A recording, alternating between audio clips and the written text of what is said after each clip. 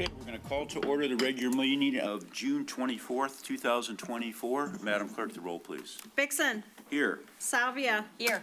Hauser. Here. Jones. Here. King. Here. Sage. Here. Trent. Here. Thank you. Would you please all rise and join us in the Pledge of Allegiance?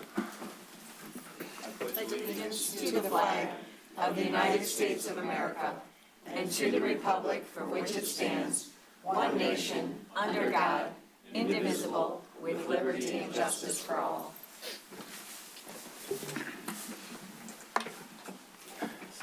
Welcome, everybody, on this beautiful night. First, a couple things.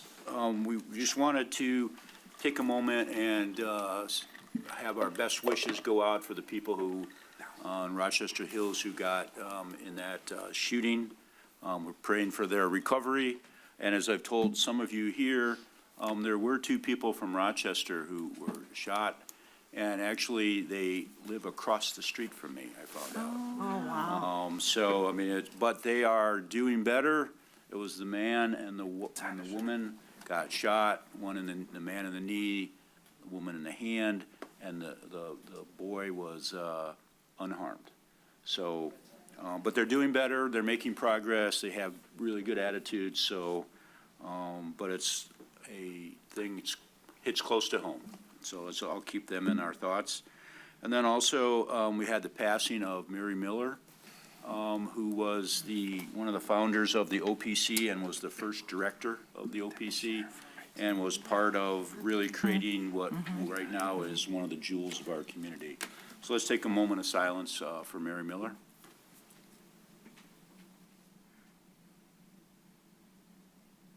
Thank you. All right, on to public comments, scheduled and non-scheduled. So if you have a public comment that's not on an agenda item, you can come on up and speak if you'd like. And then just welcome and give your name and address for the record. Hi, thank you all for your time. My name is Paula Potter. I live with my husband, Kevin Potter, at 116 Griggs. The issue at hand is we live right there with the Main Street alley between Griggs and Drace, and we've been there for not quite 5 years, and 4 times we've had to completely take everything out of both of our garages because it's flooded. But this last flooding was pretty horrific. I had emailed Leanne O'Connor this morning, and it's very concerning when you see the image of a child on some sort of floating device going down the alley and another kid taping them to put it on TikTok. You know, it's not safe, it's alarming, and if we would have had a vehicle in there, if we were away on an extended trip, our vehicle would have been ruined.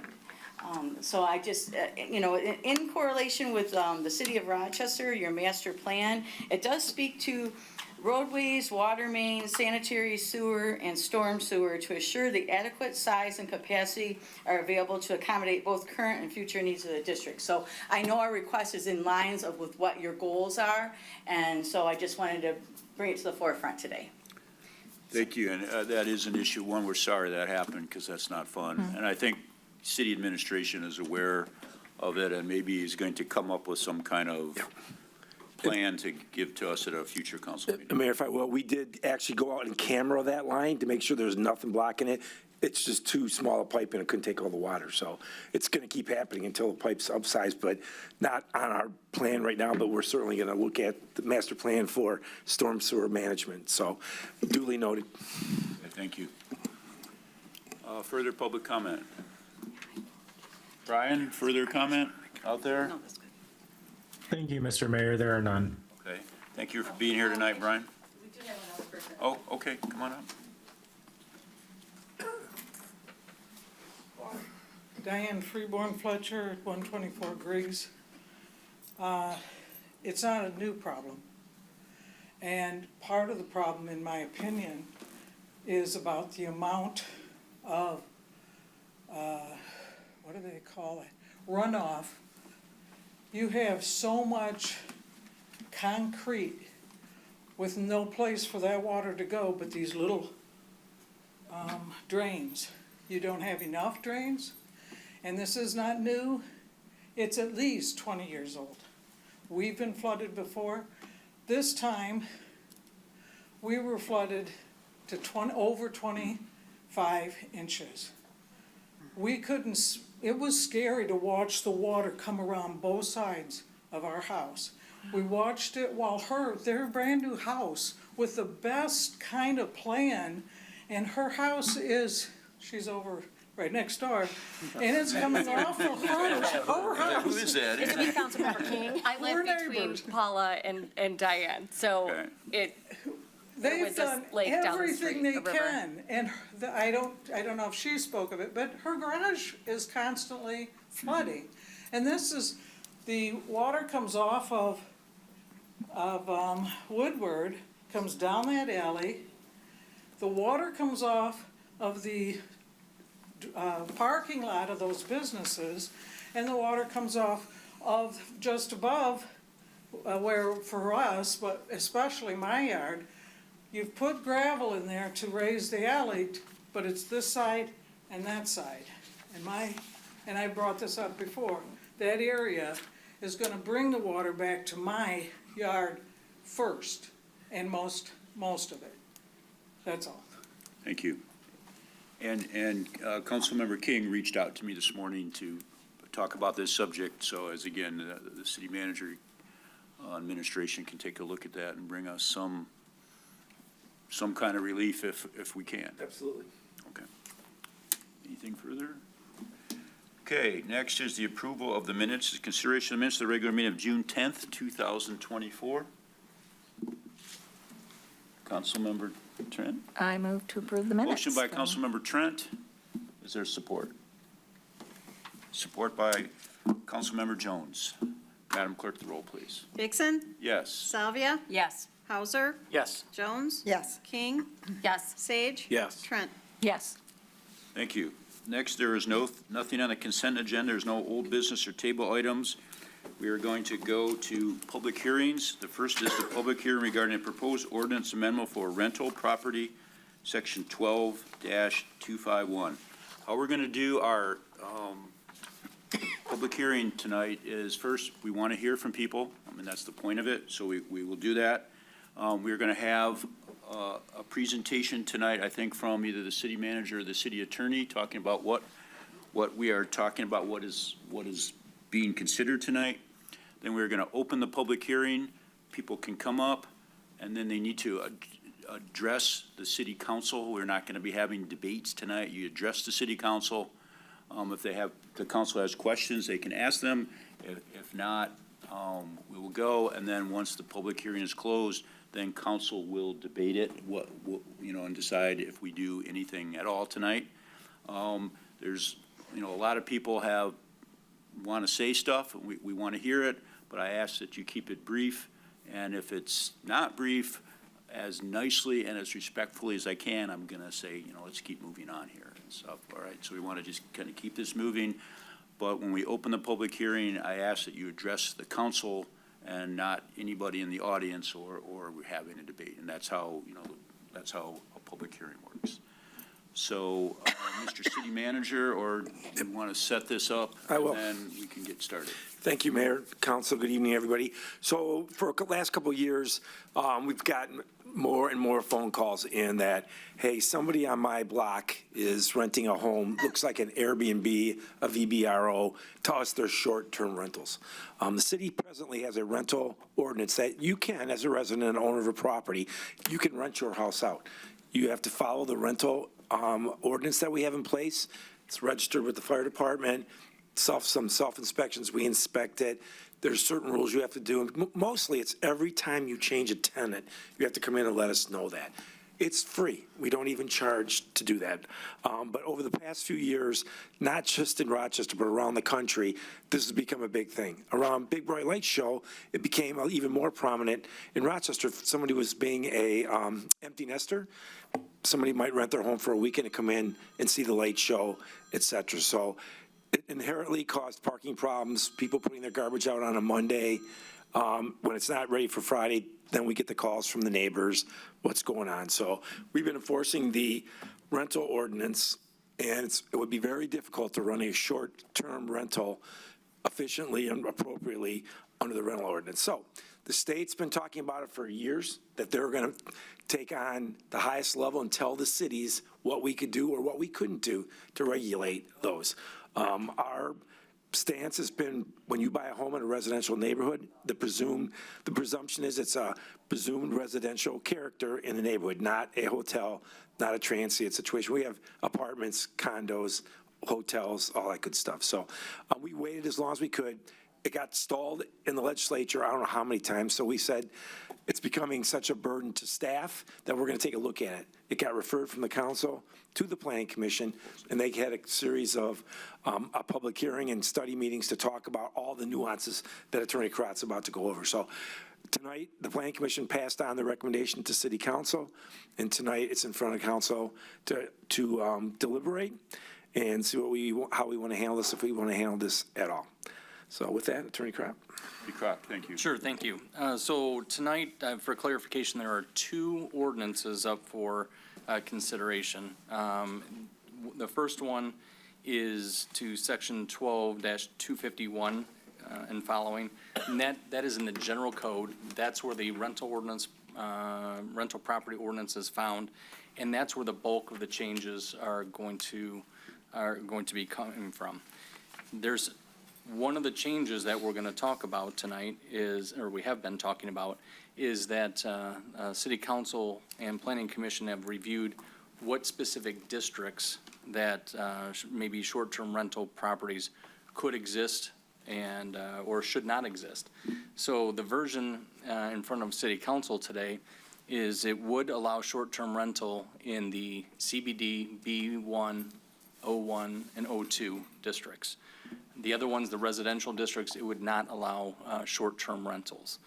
That doesn't mean you can't rent your property, you just can't use it for a short-term rental. Short-term rental is defined in this new ordinance as being a rental of 27 days or less, so less than 4 weeks. So if you wanted to rent your house in the R1 district for a year or 6 months, this doesn't apply. This would be those rentals that are short-term, like we all think of VRBO, Airbnbs, a weekend, a week, 2 weeks, that type of thing. So the other ordinance that we're talking about then is an amendment to the zoning ordinance. So the zoning ordinance changes are nothing more than specifically adding the ability to have short-term rentals in the CBD, B1, O1, and O2 districts. And it just simply says that short-term rentals are allowed in that district as a special exception use for those 4 districts. So procedurally, because there's a zoning ordinance involved, it has to go to Planning Commission. That's where zoning ordinances start. The Planning Commission took a look at these ordinances, even though it really only had to look at the zoning ordinance. We sent both of them there for them to look at, give comments, and they did have comments and suggestions. So Planning Commission looked at this, conducted their public hearing, which is required, and then they moved to have this matter brought to City Council. City Council considered this in May, on May 13 at their meeting.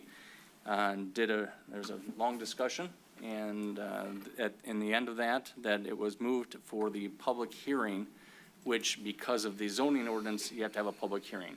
Otherwise, City Council could have moved it for first reading at that meeting, and at the next meeting, moved it for second reading and adoption. Because there's a zoning ordinance, that's why there's a public hearing tonight. So really, the public hearing is for the zoning ordinance, but obviously, the City Council will be considering both ordinances tonight. There are quite a few changes to the regular code. I won't go through each individual one. I told you what the definition is of a short-term rental. There are, as City Manager Bandit said, there are certain inspection requirements for general rental property. That being at tenant changeover is one of the biggest ones. And so you can imagine if a property was used as a short-term rental, that can be pretty cumbersome to have a inspection after every tenant occupies. You could have one every week, right? So, but because we didn't have something specifically for short-term rentals, the city has applied that standard to short-term rentals. So one of the changes we've added is an annual inspection for short-term rentals, which would require a licensed inspector to come and not just a self-inspection. Years ago, the city council put into place, when they put the rental ordinance in place, there's a self-inspection, online can be done. And then, so that's sent in from the property owner to the city. It keeps track of it. And then there's an audit, up to 10% each year. The fire department goes and inspects some of the properties to, not just a self-inspection. So there's an automatic annual inspection for any property that is otherwise permitted to have a short-term rental. And there's a license that would be involved in that. So really where the short-term regulations start is in section 12-265. It sets forth the purpose of it, which is to allow these in districts that aren't single-family homes, those zones, so residential. So this would only be allowed, like we said, in the more, what you think of the commercial areas. There's a rental inspection, registration, license required. There are certain exceptions to having to have one of these licenses, such as if a family member is staying there. That's not what we're trying to prohibit. House sitting for a week while someone's in Europe, that's not what we're talking about. This is a money for stay type situation is what we're trying to do this. So there's Planning Commission, City Council thought there was, it would be good to put some performance standards is a legal term that's used, and it's just, you know, everyone has to comply with the code. So these would be in addition to the general ones. And it talks about having to have a fire escape route. That was a late addition and a good one, be posted. A copy of, or the contact person for the owner, that would be helpful if there's ever issues, and the city and the person staying there would have the ability to find out and get a hold of that person and so forth. You can't violate the noise ordinance, the light ordinance, any of the other ordinances. The contact person for the owner must be available to accept telephone calls at all times that the dwelling is rented. We thought that that was a pretty decent request or requirement. And also that the appearance, you can't look like a hotel. I think the mayor used that term, or maybe the city manager did. No trespassing on neighboring properties. Noise, one of the complaints the city has received is sometimes there's noise that it's otherwise goes later than a normal residential use would be. So the outside noise in this would be between 10 p.m. and 7 a.m. would be, noise would have to stop at the property line, the normal noise that you would expect in a residential area, even though these are not going to be allowed in a residential area. The license we put in is for a period of 1 year, but there are renewal and non-compliance provisions in here.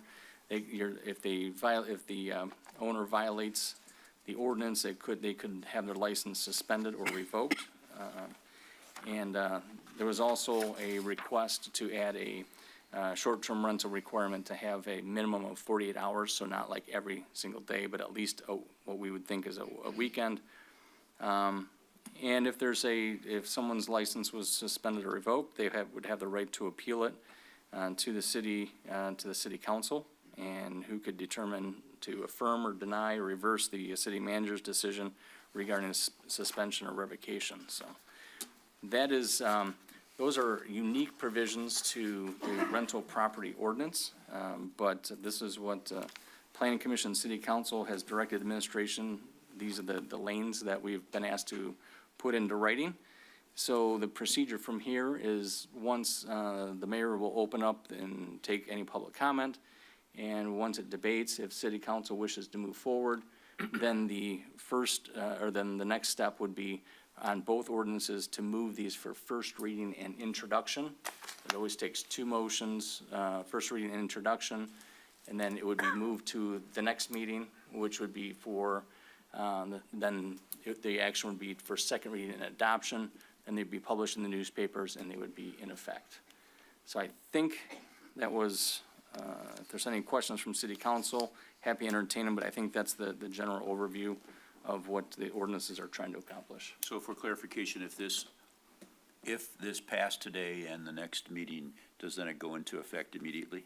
So there's two parts, so we'll do the longer run, so well, I'll do both. So the regular code amendments are effective immediately upon publication. So as soon as it's in the newspaper, then it's in place. Zoning ordinances become effective 7 days after publication, not city rule, that's just the state law, that's how it works. So the general code would be effective upon publication, and that happens as soon as this body approves it. That goes to the city clerk, who then finds the next available time that the newspaper can publish that, and then the zoning ordinances would be 7 days after that. So it's basically immediately. Correct. Council, any questions before we open the public hearing? That's my question. Councilmember King?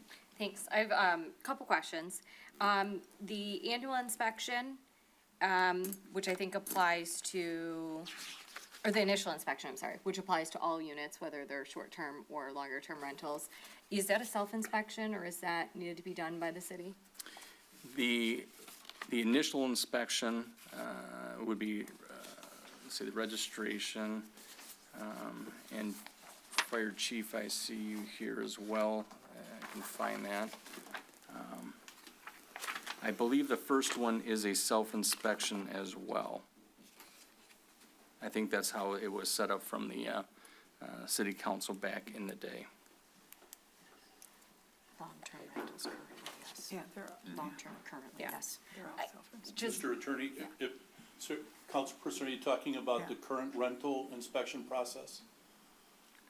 Or the well, proposed? there's I guess, it would be the current, all the language did was add short-term Okay, rentals so to the it. current process is, at that time when this was put into effect many years ago, council wanted to put that on the burden of the renter, the person who owned the property. And what then was put in was a spot check of 10%. So we have a form that's been established that the property owner fills out, signs it, which means that it's a truthful statement, and then we audit that process of every 10. So we changed the setup a little bit, so we're not constantly looking at the same property over and over again. So we just, change where we start counting, but then we do a 10% audit. Mr. Mayor, if I could add to that. So, thank you, Chief, for that. It is in section 12-255 that the owner of rental property, and we're proposing, and short-term rental, shall conduct the initial inspection of the rental unit. So it is a self-inspection initially as well. Okay, but then it says, I think the annual inspection for short-term rentals is done by the Rochester Fire Department. By a certified third Oh, party. completed Third and party. submitted to the Rochester Fire Department. Submitted to, correct. Got it. So a building inspector would be doing that inspection. Okay, And specifically, for clarity, we did put in there, this is not a self-inspection. Use English language, right? That's always Yeah. helpful to me. But this is not a self-inspection like the other ones are, but a separate inspection for short-term rentals. It must be completed by a certified or licensed building inspector. I just don't know why, my thought would be, I don't know why we would want to do that a year after they've started using it as a rental if we're not doing it up front. Just something to consider.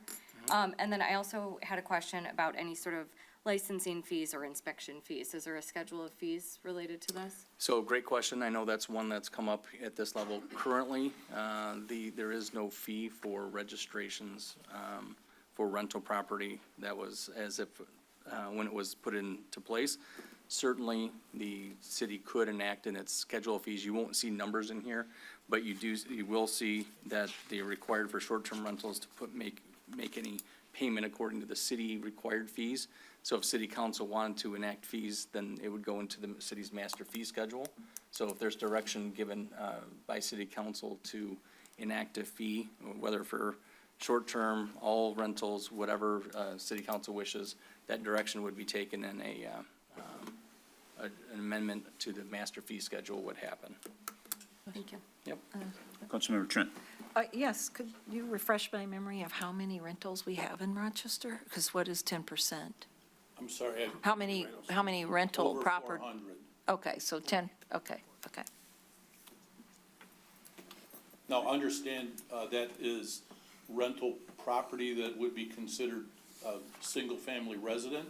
We're not counting apartments, of which is well over 5,000 apartments. Wow, okay. That's what numbers I was looking for. Thank you. Further questions to council? Okay. Thank you, Chief. At 7:25, we will open the public hearing. And if anybody wants to come and speak, they can come on up. You have somebody over here? Who's first? Anybody? Don't have to. Okay, come on up.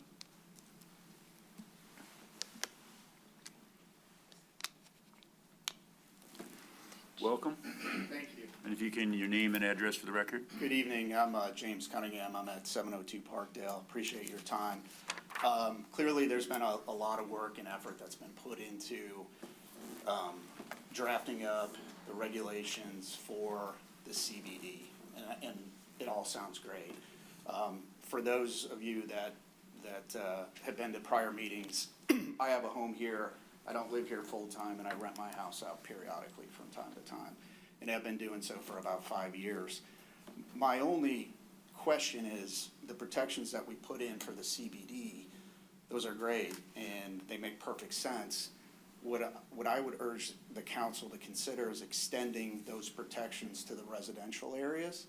If those protections that we're putting in place are good enough for the CBD, they should be good enough for the residential areas. And I think, from my perspective, if you're able to operate a short-term rental in a respectful way, which I've been doing for 5 years, we should have the ability to continue to do that. And I think by using the licensing process that you're putting in place for the CBD, I think you can extend that same concept to the residential areas. And candidly, if you have a problem house, and I understand there are problem houses in the community, and those homes should be taken care of, and the residents should not be disturbed. But it seems to me that revocation of the license is the right answer here, and it's an appropriate balancing of rights. You're protecting the neighborhood, but at the same time, you're protecting property owners who, whether it's 3 days or 30 days, I think should be able to rent their property out if they wish to do so. So I'd urge the council to consider those protections that have been very thoughtfully crafted, to extend those to the residential areas. Thank you. Thank you. Brian, is there, I don't see a hand up. Oh, she knows Any to further put up a hand. public comment? She may be for the other. I think she's for the other. Okay, at 7:28, we will close the There's a hand. Oh, Oh, Mr. okay. Mayor, I see a hand now. There you go. I didn't see the hand, now I see it. She's still on mute. Yeah, you You're gotta on mute, mute. Nancy. Welcome, Nancy. Hi, Nancy Dawson, 743 Ludlow. I've lived here 35 years and have had the house next to me and the one next to that were rented for many years. And the people that rented them were unsavory. One ended up going to prison. And the other was a drug trafficker who were there. Now, this could have been a short-term, long-term, but what my problem was, I didn't know what to do when they were doing things that were unsafe and criminal.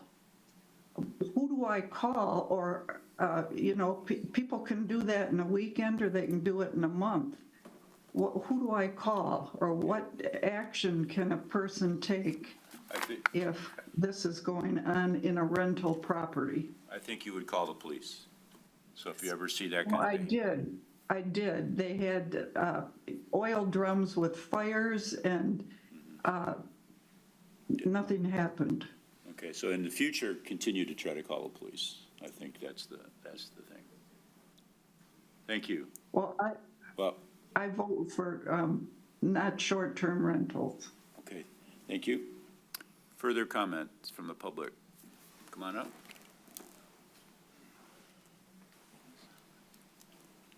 And we do not want unsavory people in town. Hi, Annette Emile, 511 East University. I just want to go on record that I do not want short-term rentals. And I don't know if we can take, in the crowd, how many people do not want short-term rentals? No, remember, we're just speaking to the Oh, council. I thought it would be quick.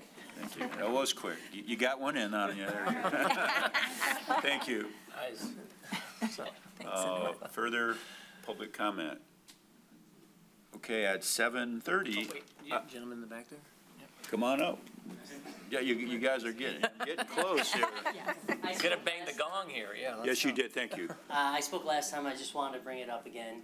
I have rentals, grew up in Rochester, wanted to reinvest in Rochester, was in the medical industry before, and I've had doctors come in for surgeries for a week and a half at a time. I've never had an issue, so I think you punish the people that are doing a bad job, but you don't take away from those who are doing it correctly, the right way. That's it. Thank you. Thank you for bringing that up. Okay. See, I wasn't reaching for my thing. I was waiting better. My name is Jeannie Rizzo, Palazzolo. I live at, where I live, 309 West 2nd Street. First time here. So I guess my concern is too that I'd like to vote for some sort of limit of short-term rentals. So that is my question. Is there a limit right now to how many we can have in the city? Well, right now, there's no limits, and I think this vote would ban it entirely, except in the commercial districts. Okay, so then I'm for the vote. Thank you. Thank you. Anything further? Okay. 7:32. Meeting is closed. Council. Councilmember Trent. I'll start it. Okay. Short-term rentals are a growing trend across the United States, driven by the rise of online platforms. We would not have this problem if we didn't have the internet.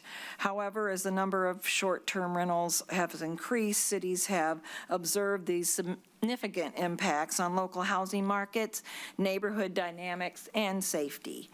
So because these online tools had no rules or guidelines put in place when they were made available to the public, all of us became guinea pigs. And some of us go to resort areas, and that's fine, and those were, before that, maybe you go to Florida for a weekend, and those apartments and those places and resort areas were set up for that, but not our neighborhoods. To address these issues, many municipalities have implemented regulations to ban or restrict short-term rentals in residential areas, protecting housing availability and preserving the character of the residential neighborhoods. It is consistent with national trends for Rochester to adopt similar measures, limiting short-term rentals to commercial districts to ensure legal compliance and community well-being. So taken to the extremes, businesses are purchasing homes in multiples, which completely change neighborhoods. So I am for the change. Thank you. Councilmember Jones.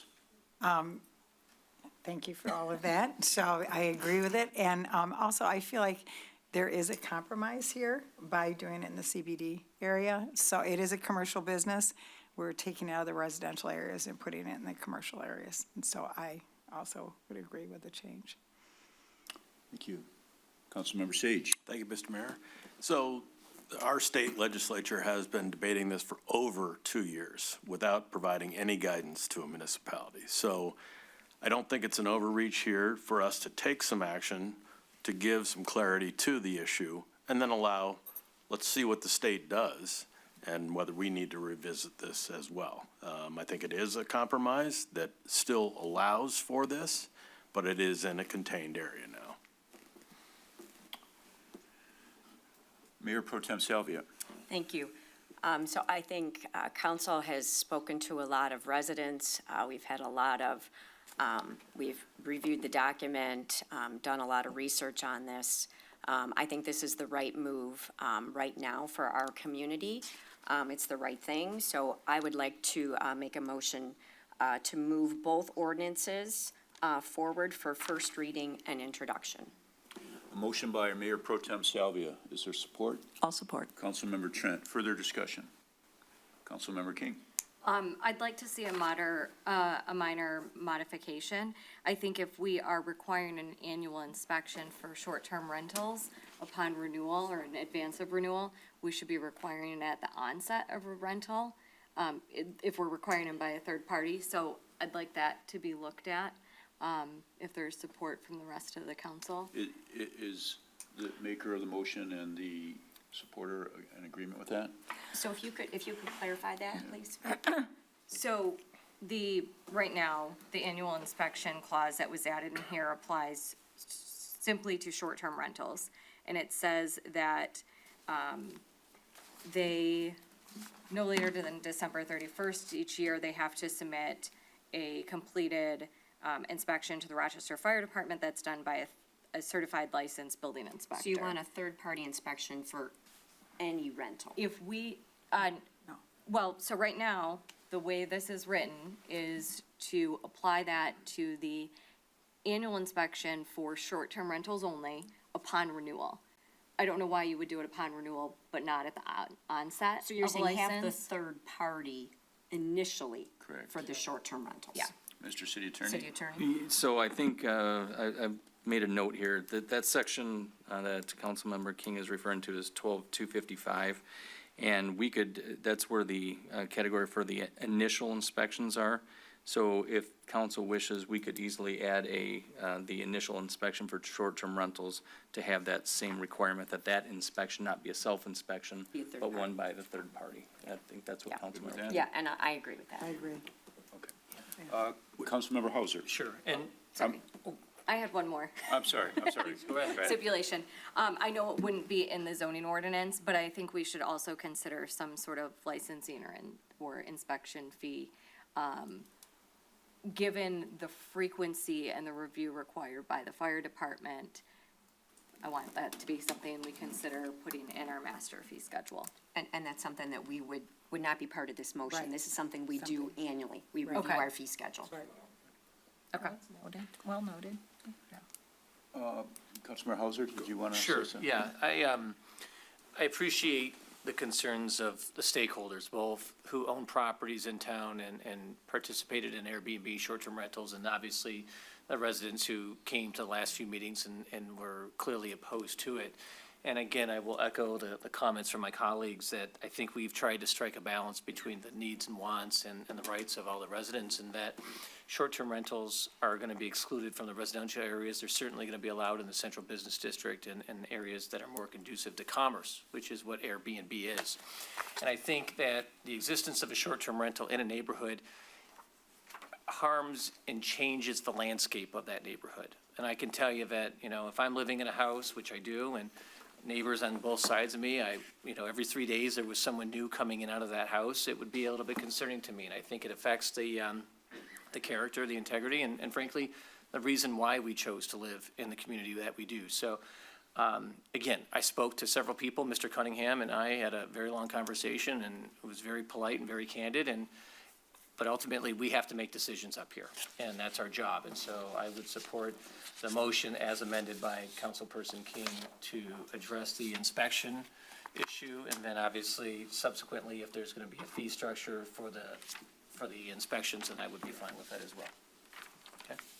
Thank you. Councilmember Sage? Thank you, Mr. Mayor. So I would ask, if we move the third-party inspection to the initial, would we also continue an annual? Do you want to have that provision as well? Mr. City Attorney? Versus a That's how swap. it's written. Yeah. Right. But would we do away with an annual inspection then? It would, Mr. City Attorney? I wouldn't suggest that you remove that the 1 year cadence is probably a good one, because things do change. And it, the cadence earlier of every time someone was renting it was probably over, but that's what the ordinance required. But I think that that's consistent with what you would normally think of a rental property is in residential would be typically a year lease. So I think that's a pretty fair, to keep that yearly in there as well, since it is a commercial enterprise. I think that's a pretty reasonable. I would be in support of that. Yeah, Mr. Mayor, we do that for regular business. Every business in town, once a year, gets an inspection by the fire department, just to make sure everything's hasn't slipped. Councilmember Hauser? I would be in favor of keeping that annual inspection every year. And just to be clear too, this ordinance doesn't restrict or prohibit owners of residential property from renting their homes out for periods longer than 28 days. So you could do it a month, you could do it 2 months, 6 months, or a year. You just can't do it for 27 days or less in any of the residential areas, okay? But just wanted to clarify that. Okay, thank you. Any further comments from council? I'd just like to say that, talking to people around town, I think there's a lot of support not to have these. People don't want these in their neighborhood. They don't want them next to them. I don't want it next to my house. I do feel for the business owner, it's always, there's somebody, the business owners who do it correctly. I understand that, and I feel for property rights. Yeah. But I think I think we need this in our town, and I will support it. So, Madam Clerk, the roll, please. Vixen, Yes. Salvia, Yes. Hauser, Yes. Jones, Yes. King, Yes. Sage, Yes. Trent. Yes. Thank you. So this will come up for second reading and adoption at the next meeting, but it will be the exact same thing that we just voted on. Okay, With the revision. with the revisions, One correct. revision. Right. The King Amendment. Okay, next we go on to a public hearing for 704 Woodward, the Pink Creek Townhouses Project rezoning request. Okay, so again, tonight we are going to be talking about the Pink Creek Townhouses. Welcome, City Planner Vidya. Welcome back to our meetings. We are not talking about the site plan tonight. That has been approved at the Planning Commission, and because they were not asking for special projects, that is not coming to this body tonight. So we are not going to be discussing the site plan. We are going to be discussing the change in zoning. So that's in our purview tonight, and that's what we're going to talk about. So we're going to have Vidya start out, our city planner, to talk about the rezoning. I think we're going to have the city attorney maybe make a few statements, if he chooses to. If not, you can later. Then we're going to have the public hearing, and again, like I said, we're going to listen to public hearing. We want to have public comment, and then the city council will decide. And again, when we open the public hearing, I ask that you limit your comments. And again, if it starts to go too long, I'm going to, as nicely and respectfully as I can, ask to, let's keep moving this along. So, Ms. City Planner, Vidya, welcome, and let's have your report. Thank you, Mr. Mayor, members of the council. The request before you tonight is from the Champion Development Group to redevelop an existing vacant industrial site into 45 luxury townhomes along the Paint Creek. The site has an area of 3.81 acres and is familiar to everybody in the city as the former Solaronics site. The residential uses are not permitted in the I-1 district. So the applicant's request before you tonight is to rezone the property from I-1 designation to RM1, which is multiple family residential 1 district, in order to allow this development to occur. The applicant applied for rezoning concurrent with site plan approval. Typically, a site plan does not go concurrent with a rezoning application unless it is a conditional rezoning. However, in this case, the applicant chose to apply for it that way in order to show the city their intent to develop the parcel as they are showing on their site plan, so that there is no questions raised whether the parcel will be rezoned to RM1 and then developed as something else rather than the proposal that they are presenting before you tonight. So the site plan did appear before the Planning Commission and was approved. conditioned upon the rezoning petition being acted upon by the City Council. The zoning ordinance has got specific standards based upon which every request for rezoning is considered. And these standards are taken from the Michigan Zoning Enabling Act, and I will summarize those. The first criteria is whether it is consistent with the goals, policies, and future land use arrangement in the City of Rochester's master plan. We believe the standard has been met, and I will explain why. The master plan that was adopted by the city in 2022 designates this subject site as two-family residential, or RT. Per the master plan, areas that are designated as RT or two-family residential can be used for schools, religious institutions, single-family units, duplexes, municipal and civic buildings, and basically any uses that you would typically allow. Additional uses in a single-family residential district would also be permitted in it. But it is our determination that we believe the requested RM1 zoning designation is more consistent than the RT recommendation that is currently in the master plan.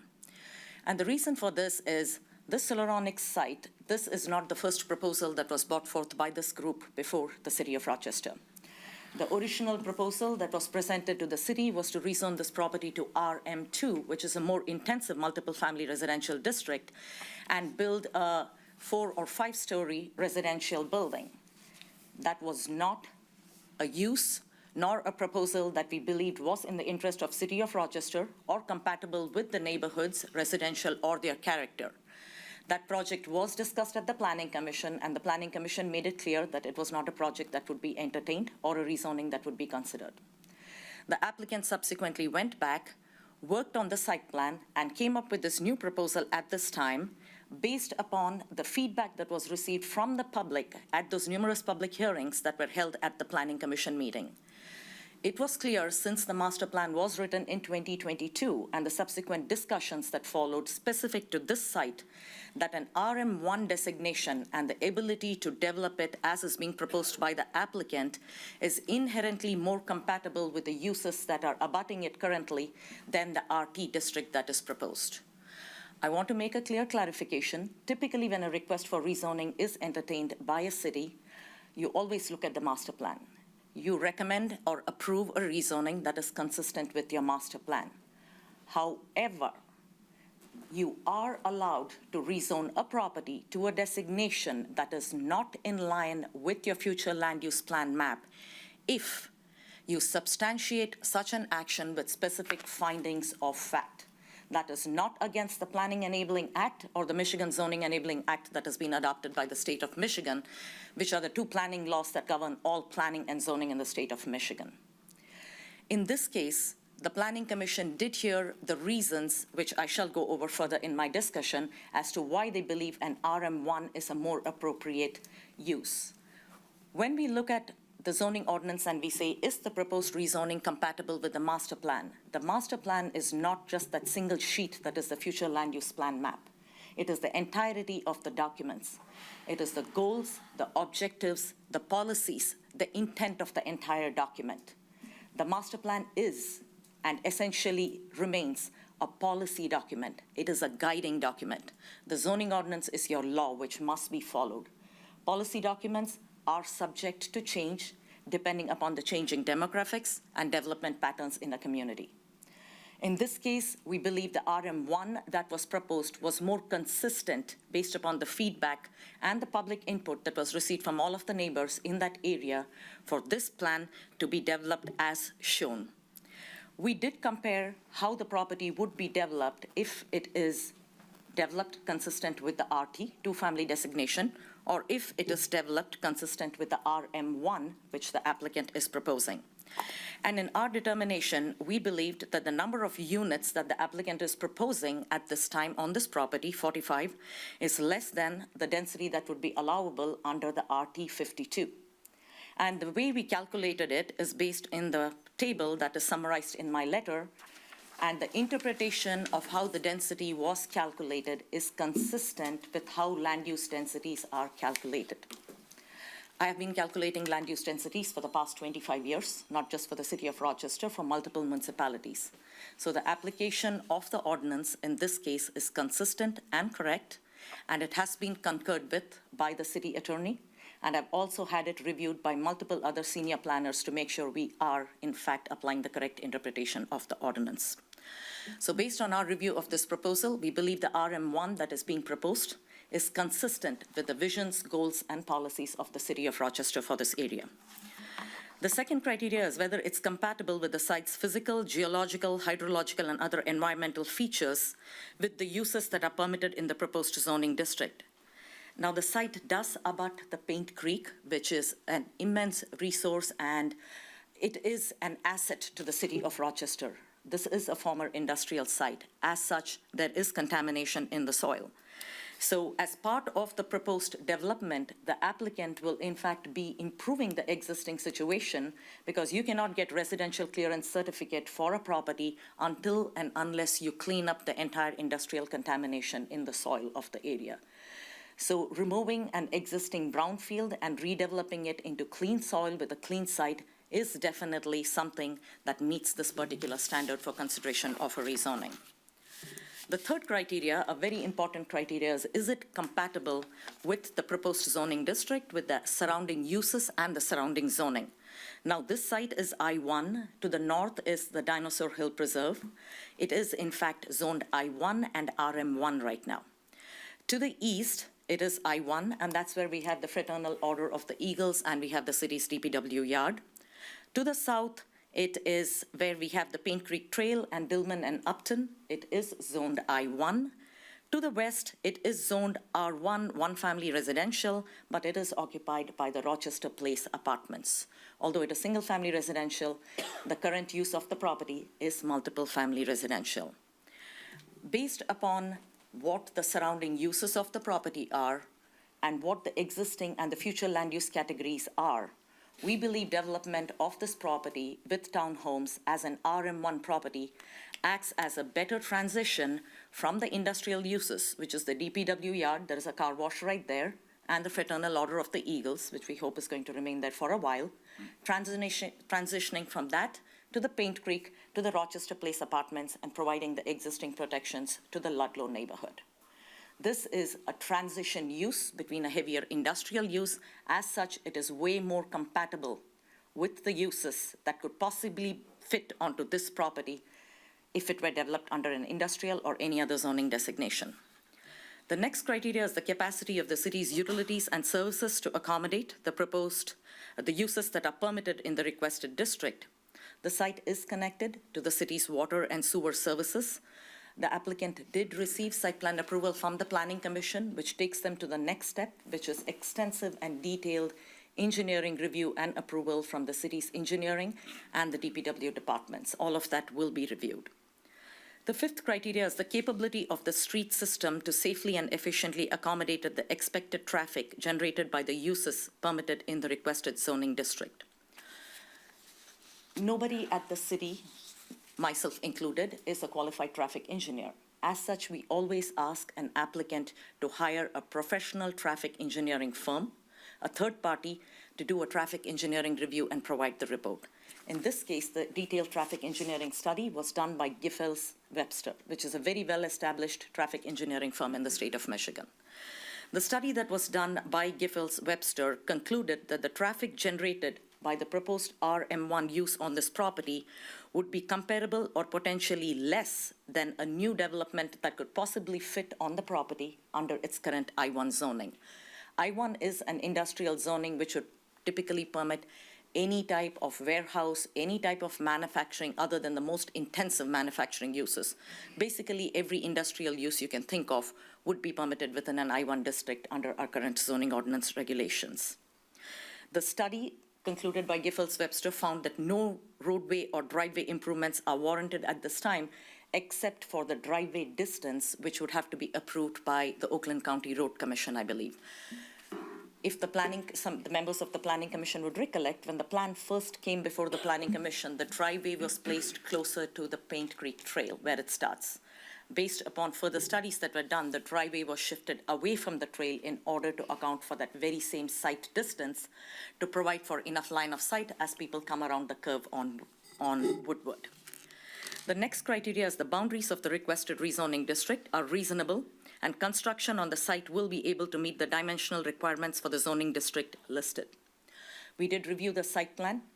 The proposal meets all of the zoning district requirements for the RM1 district. They are not seeking any deviation, any variances, or any modifications.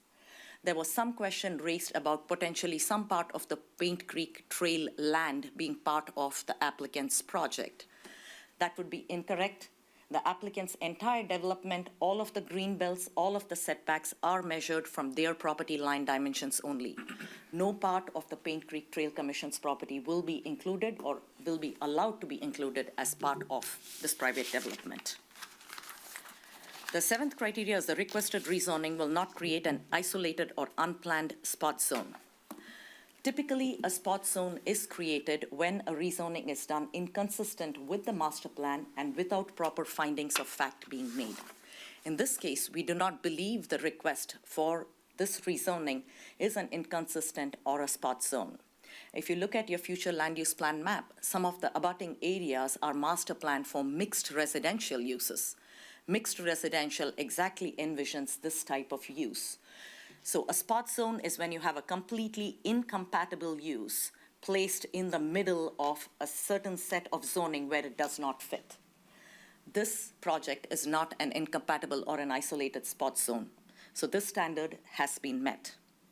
The next one is if the offer of conditions submitted as part of the conditional rezoning are reasonable. This is not a conditional rezoning. Just for clarification of the members of the audience, conditional rezoning is a tool available through the Michigan Zoning Enabling Act, where a city can in fact approve the rezoning of a parcel with a specific contract tied to it. In that contract, a developer will offer up voluntary conditions that they will place on themselves. The biggest limitation of a conditional rezoning is the city cannot ask for a single condition or a single improvement beyond what is basically written in the ordinance. You will solely have to rely on what the developer offers you. You are not allowed to make any demands of the developer. In this case, the applicant, for good reasons, did not propose this as a conditional rezoning because the project was extensively discussed at the Planning Commission to get additional improvements into the property in order to not only protect the future residents of this development, also protect the users of the Paint Creek Trail and all of those people in and around in the residential neighborhoods. To that extent, as I previously mentioned, in order to provide assurances to the city, the Champion Development Group did provide a written letter to our city attorney stating their intent to develop this property when rezoned strictly with the 45 townhomes as approved on the site plan. And the final criteria is any other factors that may be deemed appropriate by the Planning Commission and City Council. Planning Commission did have a lot of questions for the developer. They went through multiple rounds. I personally reviewed this project at least 4 times and had 4 review letters where I made them change pretty much most aspects of the project. And so the Planning Commission did have an opportunity to request all additional information that they needed in order to proceed with making the request, making the recommendation to you. So at this time, based on our review of the proposal, its analysis, discussion with the city administration, city attorney, concurring with multiple senior planners at McKenna, the collective experience of the planners at McKenna is probably over 500 years of planning. Based upon our combined recommendation, we believe the development of this parcel as presented is consistent with your land use policies. And so it is our recommendation that you accept the recommendation to rezone this property to an RM1 designation from the Planning Commission, subject to the 9 findings of fact that are listed in the McKenna review letter dated April 27th of 2024. I would be happy to answer any questions the council might have. Thank you, Biddy. Now we'll open it up to council questions. I just have one question I think I've heard around town. If we rezone it to RM1, and let's say this project, for whatever reason, didn't go, what would be the height of the future of, because there's talk they could build an 8-story something. What is it? So the RM1 has got a maximum height limit of 2.5 stories or less than 30 feet. That is the maximum height that would be allowed, and that's consistent with single-family residential development. In fact, the RT two-family district allows for 2.5 stories and 35 feet. The RM1 allows only up to 30 feet. So the height limitation no structure can exceed 30 feet or 2.5 stories on this property. Thank you. Councilmember Trent. Just a couple questions. Thank you. I've seen you present a lot. I appreciate all of the hard work that you do, and I know that you do know Rochester, so I'm sure you've been to the area and you've seen the area and watched the traffic. Yes. And you know it's in that curve that's a little dangerous. It's not a four-way stop. It's in a very odd place. However, having said that, I'm curious as why the traffic study would only have compared it to industrial, because we're talking about RT versus RM1, so they did a traffic study with the worst-case scenario of 3 full-time shifts of maximum manufacturing that I lived there for 10 years. I don't think that's ever happened. And to be honest, when Solaronics moved out, I couldn't tell the difference. It is a lot traffic-driven, but I just was curious as to, it would be less, I would think, and I'm not a traffic expert. So the reason why the traffic engineer compared it to I-1 is if this rezoning to RM1 fails, the property remains I-1. It doesn't become RT. So a traffic engineer will only do an analysis based upon what the proposed zoning is, and should it fail, what the current zoning is. That is the comparison, ideal comparison. If it were to go to RT, probably the number of trips generated would not be too far away from the RM1, because based upon our density calculations, RT would accommodate 52 units. They are proposing 45. There might be a few more or a few less trips, but it would be around the same ballpark. But that's the reason for Giffords strictly sticking to RM1. If it fails, I1. And yes, they have used some worst-case scenarios. Okay, all right. So I understand, I know the developers worked really hard too, and I've been privy to all of this in the first 5-story apartment going forward. Now we're at this one. So what I didn't understand was when they put forth you said they're kind of doing it backwards. They're not asking for the rezoning and then giving us the plan. They gave us the plan and then, to show us what they're going to do, which is extra work. I get that. So could they still change it? We raised that concern with them. The reason, I believe, I will not speak for the applicant, I will let them speak and confirm for the council. I don't want to speak for them, but my understanding, the reason why they submitted the site plan concurrent with the rezoning is they did not want the worry in the residents' mind that they're just asking for a blanket RM1. Okay. Are they going to put in any and all uses that come in RM1? So to show their faith to develop the property in a particular manner, they said, we will send you a full site plan parallel to it so you can see this is what we intend to do. And we raised that question even at Planning Commission. What if you get RM1 and then you just swap it out for something else? And which is why at the time the applicant did provide a written letter that they signed themselves saying the intent is to develop it just as the 45 townhomes as is approved. Okay, so the letter to the attorney is binding then, or is it intentional? I will defer to the attorney on the legalese. Mr. City Attorney?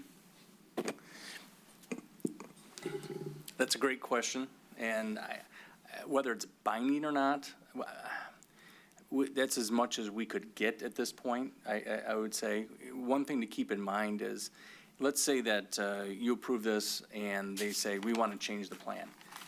They still have to go back to Planning Commission, and they still have to meet all the terms and conditions. So if they decide to bring a brand-new plan, they can't develop it to any other standards other than what's in RM1. So yes, they could, if they decide, they get into it and they say, we can't do this, we need to shift this to this or this to this, they could ask for that. Okay. Like any other project can go back to. So it's not, they're not, I wouldn't say that they're absolutely bound. They could never change it from what this is. Things do change, go through engineering concerns that something may not work from an engineering perspective. So it could be, or they could just say, you know what, we don't like this plan, let's do something different. There's a lot of, they've put a lot of work into this, not that any developer hasn't, but there's some things that they have stand to lose if they don't proceed with this. I mean, they have, they're getting a cleanup grant of a substantial size, which allows them to actually move forward with this project with a lesser amount of units. So There are a lot of reasons why they won't try to redo this plan. But I can't sit here and say that it would stand up in the court of law that they could never change it because they gave us a letter. This is we would certainly use as an exhibit if it ever came to a problem, but, Yeah, I mean, that was, I mean, it is clarification that I do want to understand that it is not binding. It's just a best effort of trying to be cooperative, but I would say that they'd have to come back to planning. 100%. But not to council. It would just go back to planning. That's fine. That's a clarification. Okay. And to be honest, if city council didn't like what was going on, there's nothing stopping city council from starting the rezoning process again. That would be so, yeah. I just put it out there. Yeah. All right. Councilmember Jones. Can I bother you just to repeat again the zoning of the areas around? Sure. To the south, the north, the east, the west? So the Solaronic site itself is zoned I-1. Yep. To the north, you have the Dinosaur Hill Preserve. That is currently zoned I-1 industrial and RM1 multiple family, even though it is a nature preserve. To the east, you have the Fraternal Order of the Eagles and the city's DPW yard. They are actually both zoned I-1 industrial again. To the south, you have the Paint Creek Trail. Paint Creek Trail goes diagonally, cuts across, and then you have Dillman and Upton. That is zoned I-1 industrial again. And to the west, we have the trail, and after the trail, we have the Rochester Place Apartments. It is actually zoned R1, one-family residential zoning. Thank you. Anything further of the city planner? Okay. Thank you, Vidya. Now we are going to open the public hearing. So at 8:06, we are going to open the public hearing. And if anybody would like to come up, would come on up.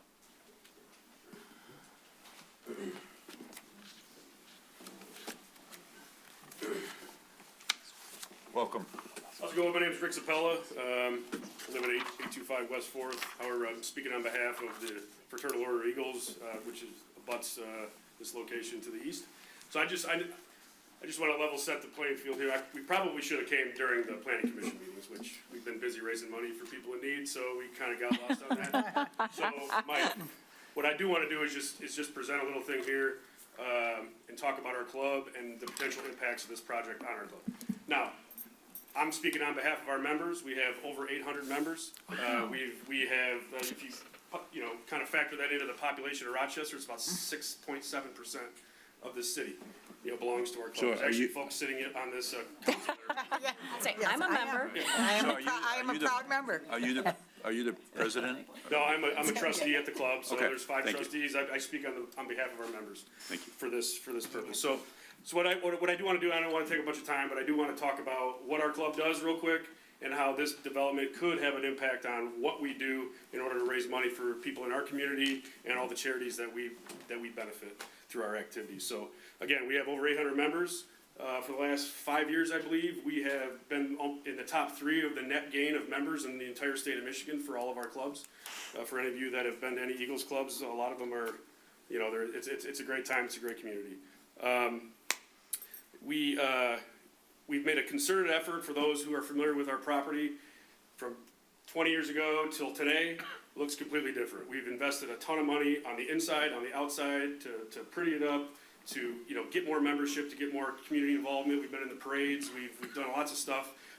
And I want to highlight some of those activities. So we've partnered with local charities. Our big focus is local charities. So we've partnered strategic partnerships with Dutton Farms, with Haven House, with the Neighborhood House.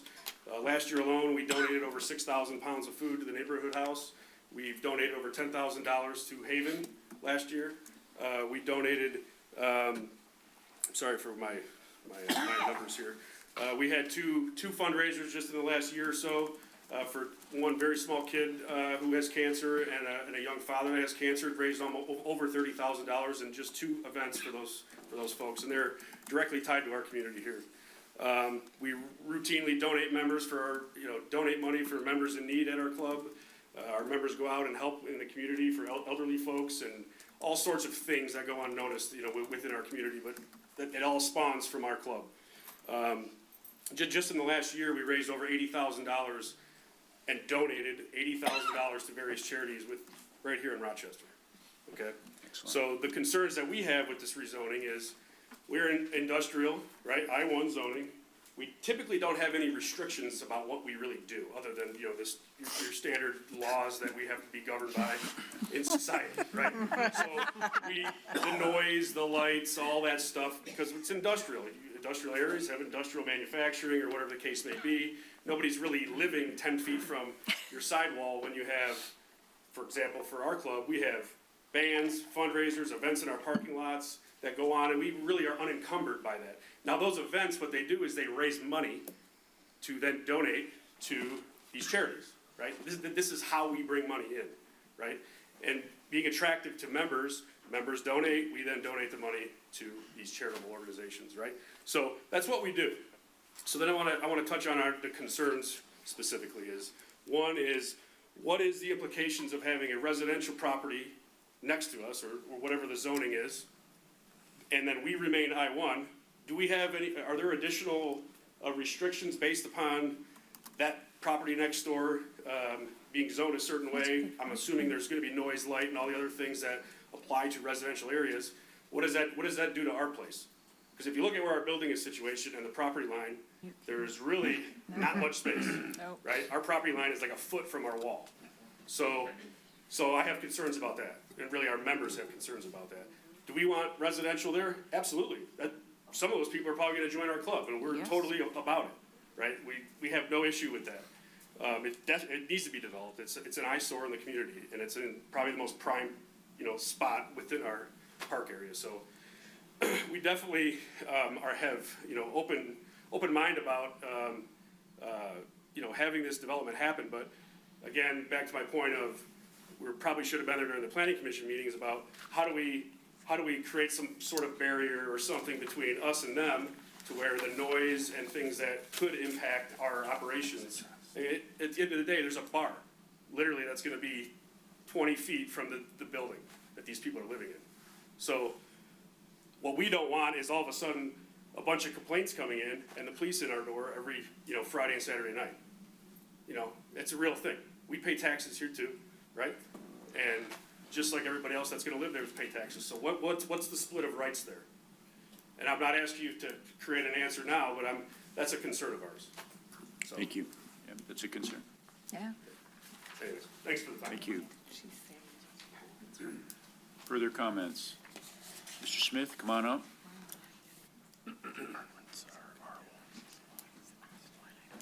And Mr. Smith, I just want to say welcome tonight, and everybody on the city council received your presentation. And I thank you for as I talked to you earlier, thank you for all your work and things. But as I said, we all saw it, and so we're looking forward to your briefer remarks. Brief, yes. Yes, thank you. Message received. Thank you. I appreciate you. No problem. Some of us have met with you privately too, so. Yep. Yes, we did. Okay, so, And just, I'm sorry for your, the name and address for the record. I thought you already introduced me, I'm sorry. I did, but I didn't say your address. Yes, Cody Smith, Thank you. 528 Ludlow. Thank you. 19-year resident. All right. Oh, boy. Signing you guys up for something. Don't say. Mr. Smith, I will say that I believe that you can handle the computer problems here. All right, I do too. does anybody not have a copy of the presentation that wants a copy? I got some extras. No, we're good. I'll take an extra one. Yeah, I'll take an extra one. All right, why don't we give one to everyone, But I guess. again, to be clear, Yeah, we'll just all hand them out take to them. everyone. But that's what we all received, correct? Yes. Yeah, okay. Thank you. and have reviewed. Correct. Yes, Well, if people reviewed it how they chose to review it. Well, I understand. All right, hopefully this doesn't count against my. No, So, all right. go ahead. We're good, we're good. Okay, the clock starts now. Okay, so as the mayor shared, I emailed this out on Saturday evening to all the council members. I replied to the automated message I get every time there's a council agenda that gets published. Just a note of concern I had, I got an email this morning that was unsubscribed to those notifications. We will put you right back on. Okay, I'm not sure why I don't know that happened. either. It was very odd. Unsubscribe. Okay, so first, why am I here? I'm here to share the knowledge and research that I've gained over the last few months in this whole endeavor. But I'm here to share that knowledge with you, make sure City Council is completely informed, follows the laws as they are written, the way that I read them. I know I'm not a lawyer. And ultimately avoid unintended consequences and or legal action. So I am not here to prevent the legal advancement of our city. That's not why I'm here. Not to prevent somebody from building on this site. Just want to make sure it's done by the law. So just to jump right to the end, the key takeaways are details are important and readily available. Most of the things in my presentation are right from the city's website. I went to the state for a few things, but overall it's right there.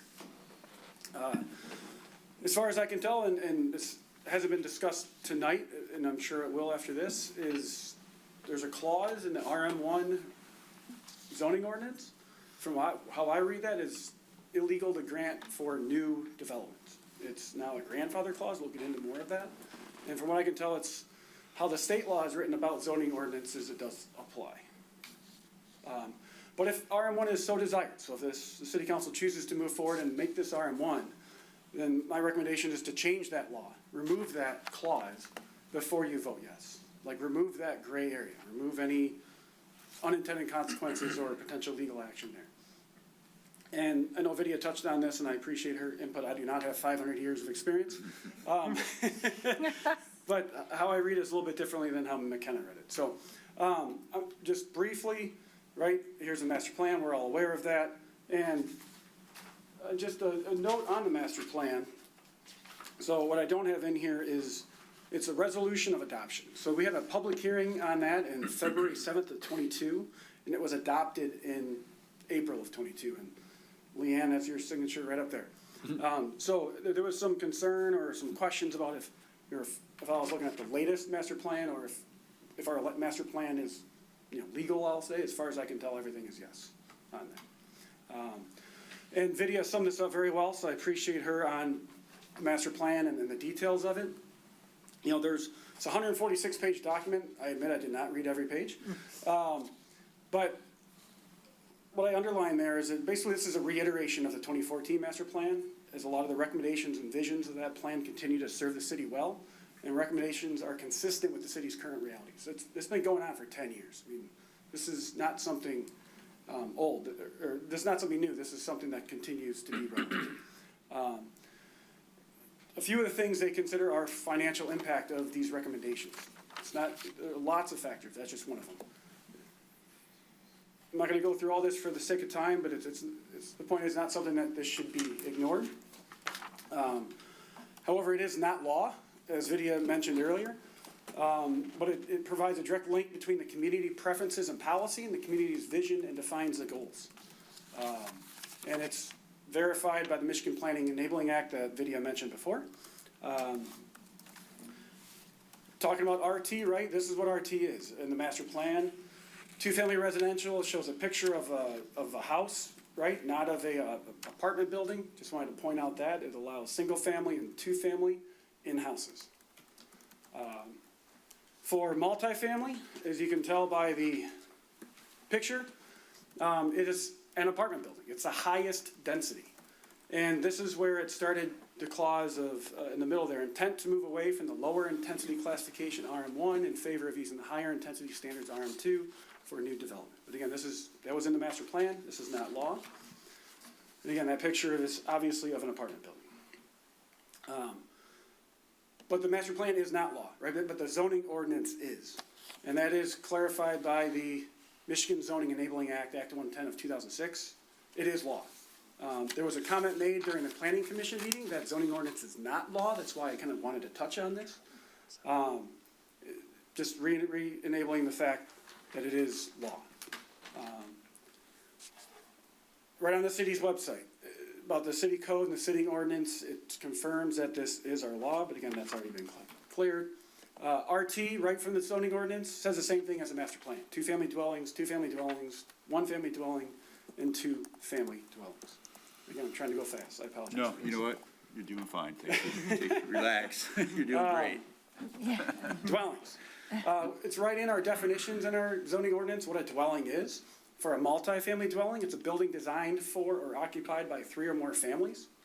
A two-family dwelling is a detached residential building containing 2 dwelling units, occupancy by not more than 2 families. Just in case there was any questions about what a dwelling is. And according to Merriam-Webster, it says the same thing. And so this is our zoning ordinance for multiple family. And it still has that clause in there. This district is applicable to existing multifamily buildings built under the standards hereof, it being the intent that future multifamily buildings be developed under the standards of the RM2 district. So that's kind of what sparked a lot of conversation during the planning commission, that this clause, essentially how I read that, is a grandfather clause to everything built under RM1, but it's the intent that future multifamily buildings, is what we're talking about tonight, be developed under the standards of the RM2. Which that's where the 8 stories, gigantic building comes into play. And that's been there as far back as online records go for the city. I was at least in there in 2015. It's as far back as again, the city website goes. And the 2014 master plan also mentions that. So it's not something new, it's been there as far back as I can find. But at the planning commission, it was talking about that this clause is in the intent section. And that doesn't necessarily apply. That the other sections of the zoning ordinance apply, but not the first one because it says intent. So I looked up the Michigan Zoning Enabling Act 110 of 2006 that defines the zoning ordinances. Just jumping ahead here. So section 504 part 2 of that says the standards shall be consistent with and promote the intent and purpose of the zoning ordinance. And if you continue on, part 4C, be necessary to meet the intent and purpose of the zoning requirements. So, to me, that says intent must be met, shall be met. Shall implies a requirement. So I guess I didn't understand, I still don't understand how intent doesn't apply. But let's just say that was true and intent does not apply. Intent is used 89 times in our city code and zoning ordinance. So that's a lot of sections that should just be ignored or not apply, not applicable. And I pulled out a few key examples of those. Right in our definitions section of our city code, the first section of that is intent. It says, for the purpose of this ordinance, certain terms or words used herein shall be interpreted as follows. So shall implies a requirement, so it's interesting to use the word shall in a section that would not necessarily be applicable if you would follow that logic. It's in the ethics section of our city code. Intent and purpose of this chapter is to promote public confidence in the integrity of public servants, which is some of you up there. Rules for interpretation of district boundaries, section 200, intent. Zoning map, the following rules shall apply. So that does not imply that this is something that can be ignored. The CBD district just has an intent section. I'll come back to this a little bit later. And in the city code about illegal entry, it is a purpose and intent of this division to prohibit the entry into a dwelling or other building without permission. Pretty sure I like that intent clause. I don't want somebody breaking into my house. The liquor license, right? This talks about how it gives the city the power to control liquor licenses. That's under the intent section. It's included in the master plan. The 2014 plan even mentioned it and indicated the intent to move away from the lower intensity classification RM1 in favor of using the higher intensity standards RM2. Planning Commission. So in that May 6th Planning Commission meeting, talking about the short-term rentals, what you guys just passed, there were 2 clauses, section C there, or part C. Such are the requirements which, in the opinion of Planning Commission, are necessary to ensure compatibility of the use with surrounding uses and the intent of the B1 district. So the Planning Commission was using that to promote this and want to make sure the intent was met. And the B there was added by Planning Commission. Rental of the dwelling shall be done in a manner that is consistent with the intent of a single-family residential neighborhood. So that's two examples where the Planning Commission used it in regarding to this short-term rentals that you guys just passed, which I do support, by the way, so thank you. In that same meeting, there were some notes about 120 and 134 South Development Projects. So this was addressed to Nick Banda in response to comments contained in the preliminary plan review dated March 12th. In part 1 there, the use notation on sheet ASP1 refers to the first floor leasable space as commercial office space. Clarify the type of office uses envisioned to ensure the intent of the CBD is met. So even this developer was challenged to make sure that the intent of the CBD was met. McKenna uses it, Vidya, in her letter to Planning Commission, and she kind of reiterated this before. I'm not going to reread her statements there. It's even used by the Solaronics developer, so it's used by Champion. In the highlighted section, it is the intent that both the rezone and the site plan approvals will be administered at the same time, and that any site plan approval be conditioned upon an eventual rezone to RM1. So that they use the word intent, and I'm sure if this doesn't get zoned to RM1, they're going to walk away because they don't get both. It's even in their master deed that they're going to have all of the buyers sign. If there's a violation, they have an intent to assess fines to those buyers. And on their engineering drawings, every title block says, in accordance with the design intent. So, in summary of that, I mean, per Michigan law, from what I can tell, intent shall be met. It's written in there. It's black and white. Those are the words. Those 89 uses imply that intent does apply. It cannot just be ignored. If it can be used in support of something, such Planning Commission used, the developer has used, McKenna has used, it can also be used against something. So again, my point is as it's read now, I do not believe it's legal to grant RM1 the way it's written without removing that clause. That's my primary thing here. If you want RM1, you got to remove that clause, and then there won't be any more gray area or misunderstandings of that. Getting to what Vidya had mentioned about districts and application of those. So we have a section 300. I apologize, it's really small on this screen.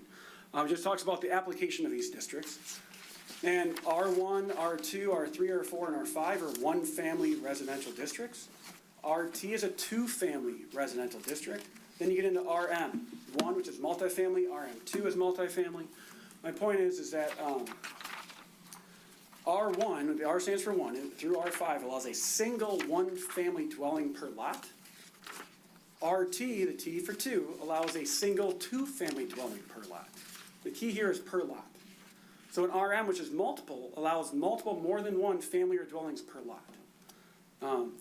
The way that McKenna has calculated it is they're calculating the lot or the Solaronics site to be one lot. So if that was the case, you could only allow one RT building, one building with two families in it on that whole lot. That's what I believe is not correct. So for the sake of time, I'm not going to go through all these calculations. But to fit more than one RT building on there, to split it up into RT lots, multiple lots, then you put one dwelling on each lot.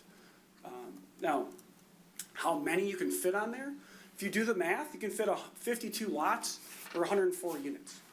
But that's not possible because it doesn't account for roads to get to the back lots and all that. So I don't know what the allowable space would be without doing a full-scale design on that. But that's my point. RT is less dense than what RM allows. I understand it's potentially more than what they're proposing for RM1, but not what RM allows. RM allows a big building right in the middle full of apartments. So that'd be more dense to what RT allows. RT is allowing less than RM. And then traffic study was mentioned, and I think Ms. Trent kind of covered this. The comparisons are interesting of what they use, but again, they follow the rules. They compare it to worst case of what it is today, which is industrial. But we all know Solaronics left for a reason. It's probably not gonna come back to be manufacturing. It's probably not gonna be a multi-shift organization. But like Ms. Trent, I lived here when it was, didn't even notice it. And the other comparison was 3 separate businesses, which is a restaurant, an auto parts store, and a veterinary clinic on that lot. I guess, I understand those are just made up, but it could be 3 separate businesses. I also don't know if that's very likely on that site, for 3 different businesses to break that up. So it just doesn't seem logical to me. It might be following the rules, but it's just not logical. So again, just reiterating why I'm here, right? I'm not here to prevent legal advancement of the city. I want to make sure that the laws are followed as is. And that this is my concern, is once it's zoned RM1 without any conditions, we could end up with an RM2. And that's what I want to avoid. And then this could potentially set precedents. So that when Dillman and Upton sell and move out, if they get an RM2 building on Solaronics, mirror that across the street, now we're gonna have 2. So I encourage the city to follow the master plan and do it RT. But if you want to continue with RM1, then change the law before you vote. Remove that clause. And then you can vote. So, and you gotta have justification to do that. So it should not be because a developer wants it. It should be for, as I think Vidya used the laws of the facts, or whatever her wording was. So, with that, thank you. Thank you. Hopefully I kept that brief enough. You did, thank you, and thank you for your hard work. Are there any questions for Mr. Smith right now? No. Okay, thank you. All right, thank you. Change it. Further public comments on this issue? Brian, any? Mr. Lopez.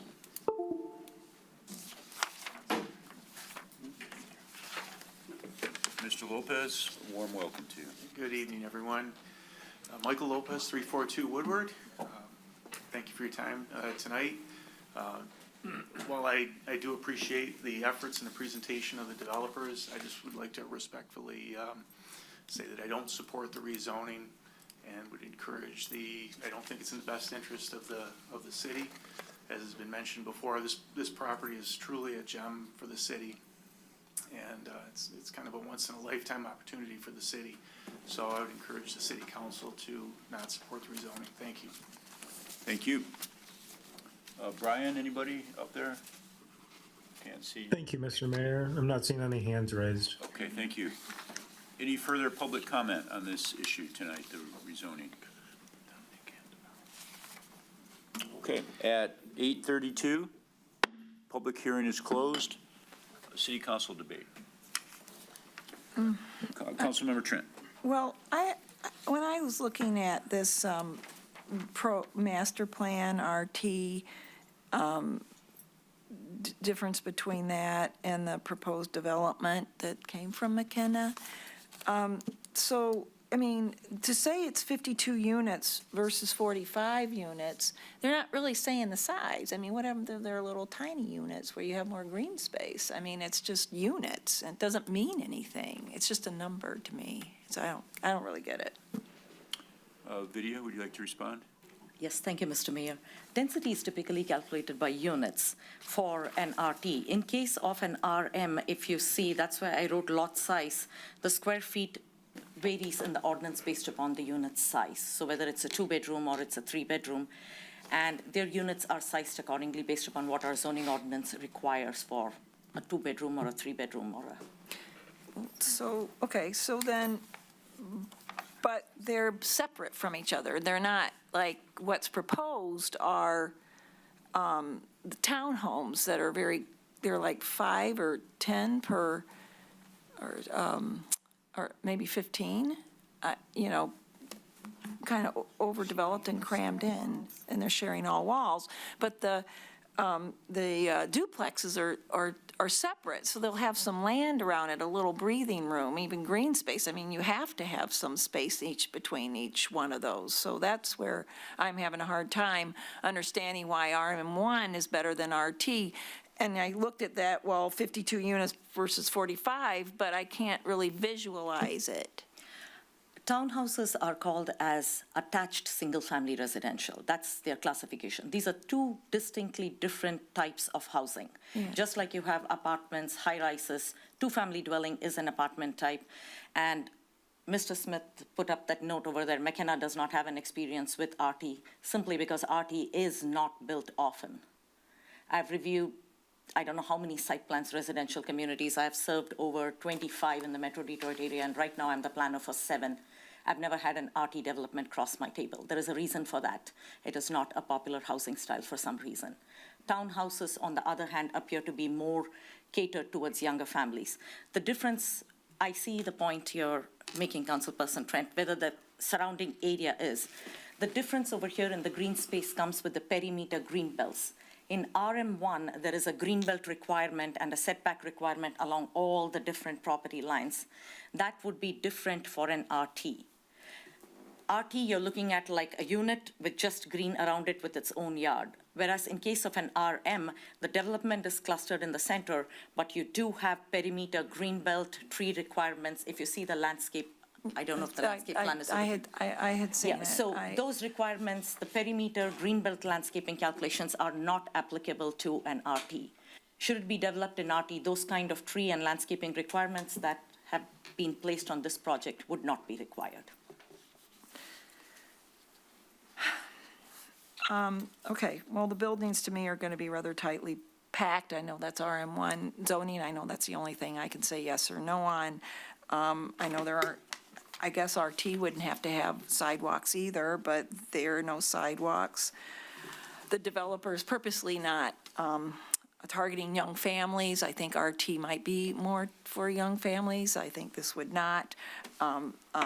They're just empty nesters, elderly people, and young people, young professionals. There's going to be limited guest parking, and I don't know where you change this. I don't understand how you can only have 7 available spots for visitors, because if you don't have children, you're probably going to have a lot of visitors. If you're not a young family, you probably will have a lot of visitors. And that those are my concerns. It probably is nothing I can do about it, but I do feel like that there would be more green space with our RT, and it would be more family friendly. Thank you. Mayor? Mayor Pro Tem Self. Thank you. That's me. Thank you. So first off, Vidya, I would like to thank you, as well as McKenna, for your experience, your knowledge, your details. Thank you. I'd also like to thank the Planning Commission. In my opinion, they've done their job. This project has gone through a lot of different iterations. I've watched a lot of Planning Commission meetings, and there's been a lot of work done on this project. I'd also like to thank the developer. You guys have done a lot of work to bring this project to this point. So what's before us is, from City Council's job, our job is the zoning. Planning Commission, you do your job on the site plan. I'm not going to nitpick the site plan. We need to rezone this. We have an industrial site. Our master plan going forward, we don't want it to be an industrial site. We want it to have multiple groups of families living in our community. It is a site that needs to be cleaned up. That's a benefit to our community to have this site cleaned up. I support the rezoning to the RM1. This rezoning is a tool in our toolbox to implement our master plan. This is what we are supposed to do. We can either implement our master plan by this one rezoning or implementing our map. This is a tool that we can use. I support this. I think it's the right thing for our community. Candidly, I had a friend call me just this week saying, why doesn't Rochester have exactly this, a condo that I can buy? So, does it cater to small families or young families? Maybe not. Maybe it does. But I think rezoning this to RM1, I'm in support of it. Thank you. Councilmember Hauser? Sure. So I think amongst us all, I've been on this for 19 months, okay? So this issue came up in November 7th of 2022, and when it came up, it was 106 units, it was 50 feet high, 4 stories, and it was, resoundingly rejected by not only the planning commission, but I also think many, many members of the community, and rightfully so. And then they came back, you know, in February of 2023, and I remember that because I ran that meeting, and it was standing room only, and it was 88 units, 3 stories, and 38 feet, and we still didn't have a lot of traction. And the developers went back, and they came back in March of 24 of this year, and we have the plan that somewhat looks like it does today. And I know since then, there has been lots of engagement with the community. There's been lots of discussions. There was a meeting at the community house, and listen, I know there's still some frustration with some residents, but to their credit, the developers did listen. They made the changes, they moved the entrance, they downsized certain things, they accommodated the asks that were made.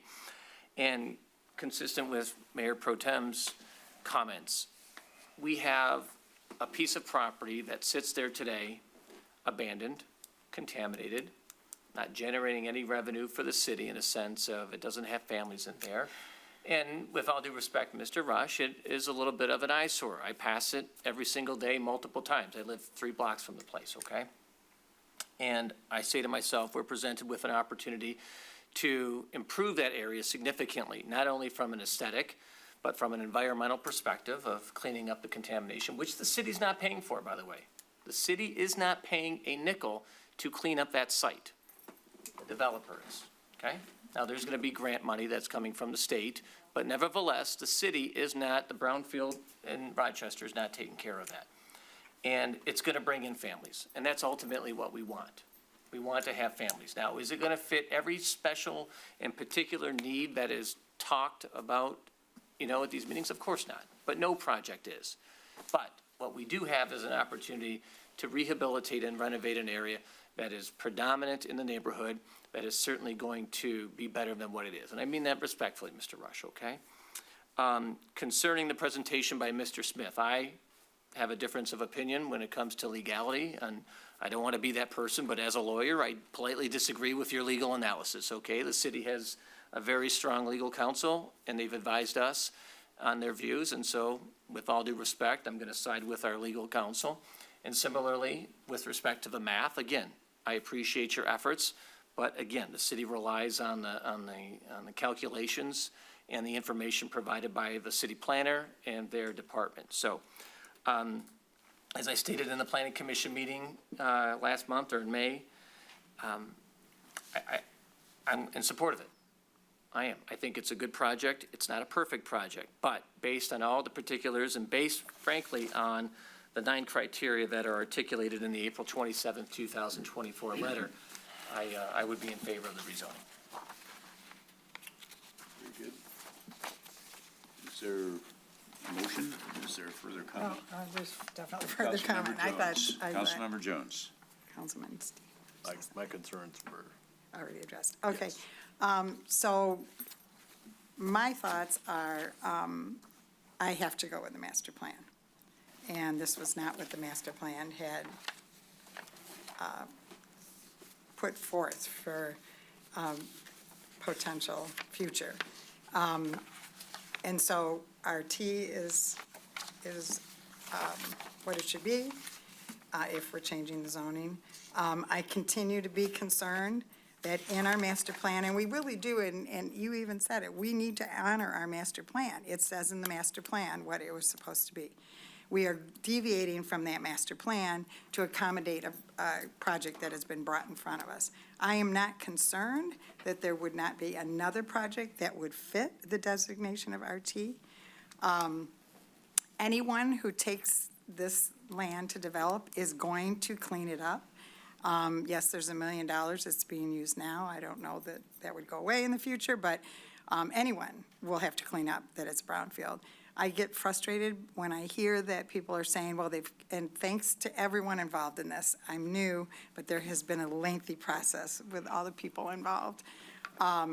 For people to say, well, it's better than what they originally proposed, or, well, we don't want it to be industrial. I mean, it's an eyesore. Well, to me, we should not take the lowest hanging fruit. And so I go back to what it says in the master plan about housing affordability is another dimension we need to consider when developing targets for new housing. It says, the analysis shows shortages in the missing middle as well as the bottom of the spectrum. It predicts that 80% of the future need units must be affordable for households earning less than $75,000 annually. The developer will not give an exact price, but I feel like there was something said between $700,000 and $900,000. That's obviously not meeting the needs of what we're missing in our community. I feel super strongly about families. I know that it was at the podium, it was stated that this is for young professionals and for seniors. And I have a young professional living at home right now. Rochester is not really a place that young professionals, I feel, want to move to. I think families do. Our school district is one of the strongest, if not the strongest in the state. And if we don't start building for families, we're not going to have kindergartners. And as some other communities in the area have happened to do, they've had to start closing schools. So I feel so strongly about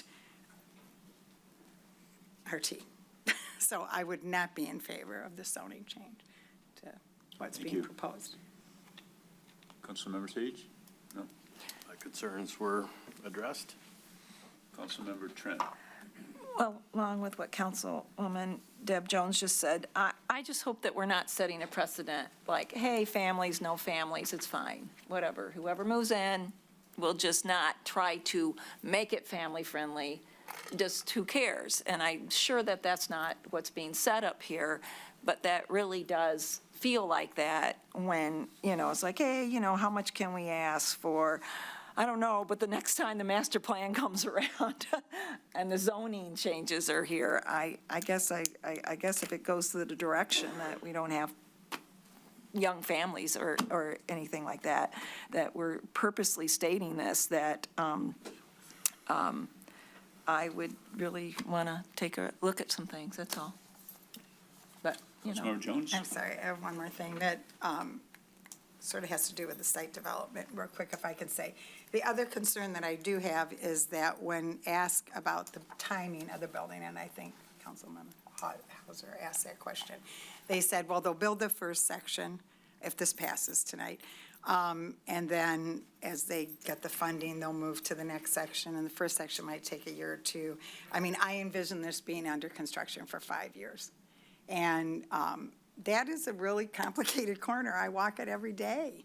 And I'm concerned about the location, and I'm concerned about construction being there. We've got lots of kids around that area. It is the best lot in the city of Rochester as far as availability to the trail and the parks. And so I just want to throw that out there. I do have concerns about that many years being under construction. Thank you. Further comments, questions? Mayor Pro Tem Salvia? Thank you. So I guess I would like to make a motion to rezone said parcel 704 Woodward to RM1. Motion by Mayor Pro Tem Salvia. Is there support? For the reasons. Yeah, Support? do I need to include the letter with the 9 conditions? I would, because you're making a finding of fact, and so if you agree with the findings that are laid out in the McKenna April 27 letter, then I wouldn't say you needed to specifically read them, but if you want to incorporate them, that would be fine. Yes, I would like that included in the motion. So motion by Mayor Pro Tem Salvia, support by Councilmember Hauser. Correct. Further discussion? Councilmember Trent. Just real quick, does this have anything to do with what Cody Smith was talking about? If to vote on this means that it could be RM2? I mean, is there anything that should we, I mean, we have 2 people who tells us it's going to be just fine? Is that, just wanted to address that? Mr. City Attorney? I don't know if it has anything to do with this. What's the question? I'm sorry. Well, it's just that, yeah, I mean, just to reassure that what Cody Smith brought forward, I don't know, this is 2 different things. I mean, because it is, I don't know. I mean, I read your letter, and I believe Councilmember Trent is asking for clarification regarding Section 800A, the removal of the sentence from the intent. And I believe Attorney Kratt had addressed that specific question when it came before Planning Commission. So Attorney Kratt, if you could speak to that City again. Attorney. Sure. That is certainly Mr. Smith's interpretation. It's been my interpretation, the planner's interpretation, that the building standards in the ordinance for RM1 would be applied to this. I don't believe that there was ever any indication that the word intent throughout the entire city code would be ignored. That's not what was said. But the intent, an intent paragraph is just that. It is not a set of standards that overrules the standards that are for RM1, which is what they're seeking the rezoning to. And if it's, and Mr. Smith knows this, we've considered that last sentence and don't know why it was put in there back whenever it was put in there. And the city is taking steps to remove that sentence, which has nothing to do with this, but All right. we're going to be presenting to remove that sentence, so that argument is not even around anymore. But my position has been and is that the developer is committed to develop this particular plan under RM1, and that's what's being asked to approve by way of your rezone. Okay, thank you. Councilmember Jones. And then I'm done, I promise, after this. No, no. All night long. The only last thing I just want to have on record is just the concern about the green space, because if we were doing it and it was duplexes with RT, there would be more green space, because between each two units, there's a setback required. That's not true, just so you know that. Well, there is 5 feet required between each, correct? On the lot. I'm talking about lots, yeah. Lydia, did you want to comment? Yes, I don't believe that statement would be factually accurate. It would Okay. look, I'm sorry, I'm not trying to be rude. A nice way to say it. Apologize. The individual unit will look like they have green spaces around them, but you will not have, just like when you have a single-family subdivision, it's whatever is up to the individual homeowner to put maybe a tree in their backyard or something in their front yard. They will not have that separation requirements or the protections. The kind of protections that they are putting along the Paint Creek Trail, and the other gentleman from Fraternal Order of Eagles also raised a concern about their property.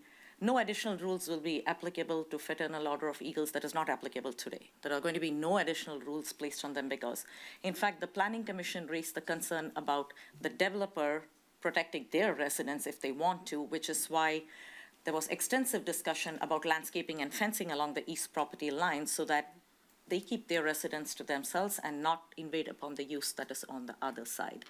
So if developed as an RT, some of the kind of landscaping that you see on this plan along the trail to protect the trail and its users will not be there. So yes, individually, it will look like it's got a yard space just like any other single-family home if it's developed as RT.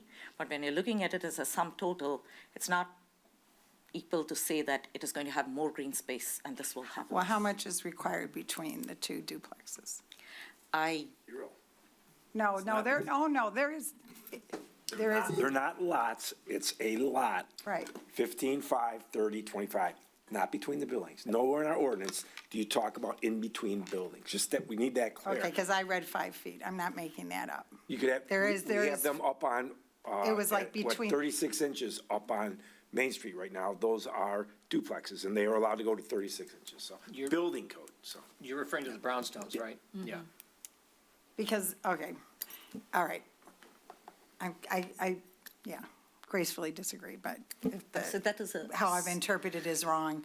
But I have a lot of concern about the lack of green space on this project. So I just want that noted. It's too late, it's already gone through planning, and they've already approved it, but I just need that to be out in the public. Thank you. Councilmember King.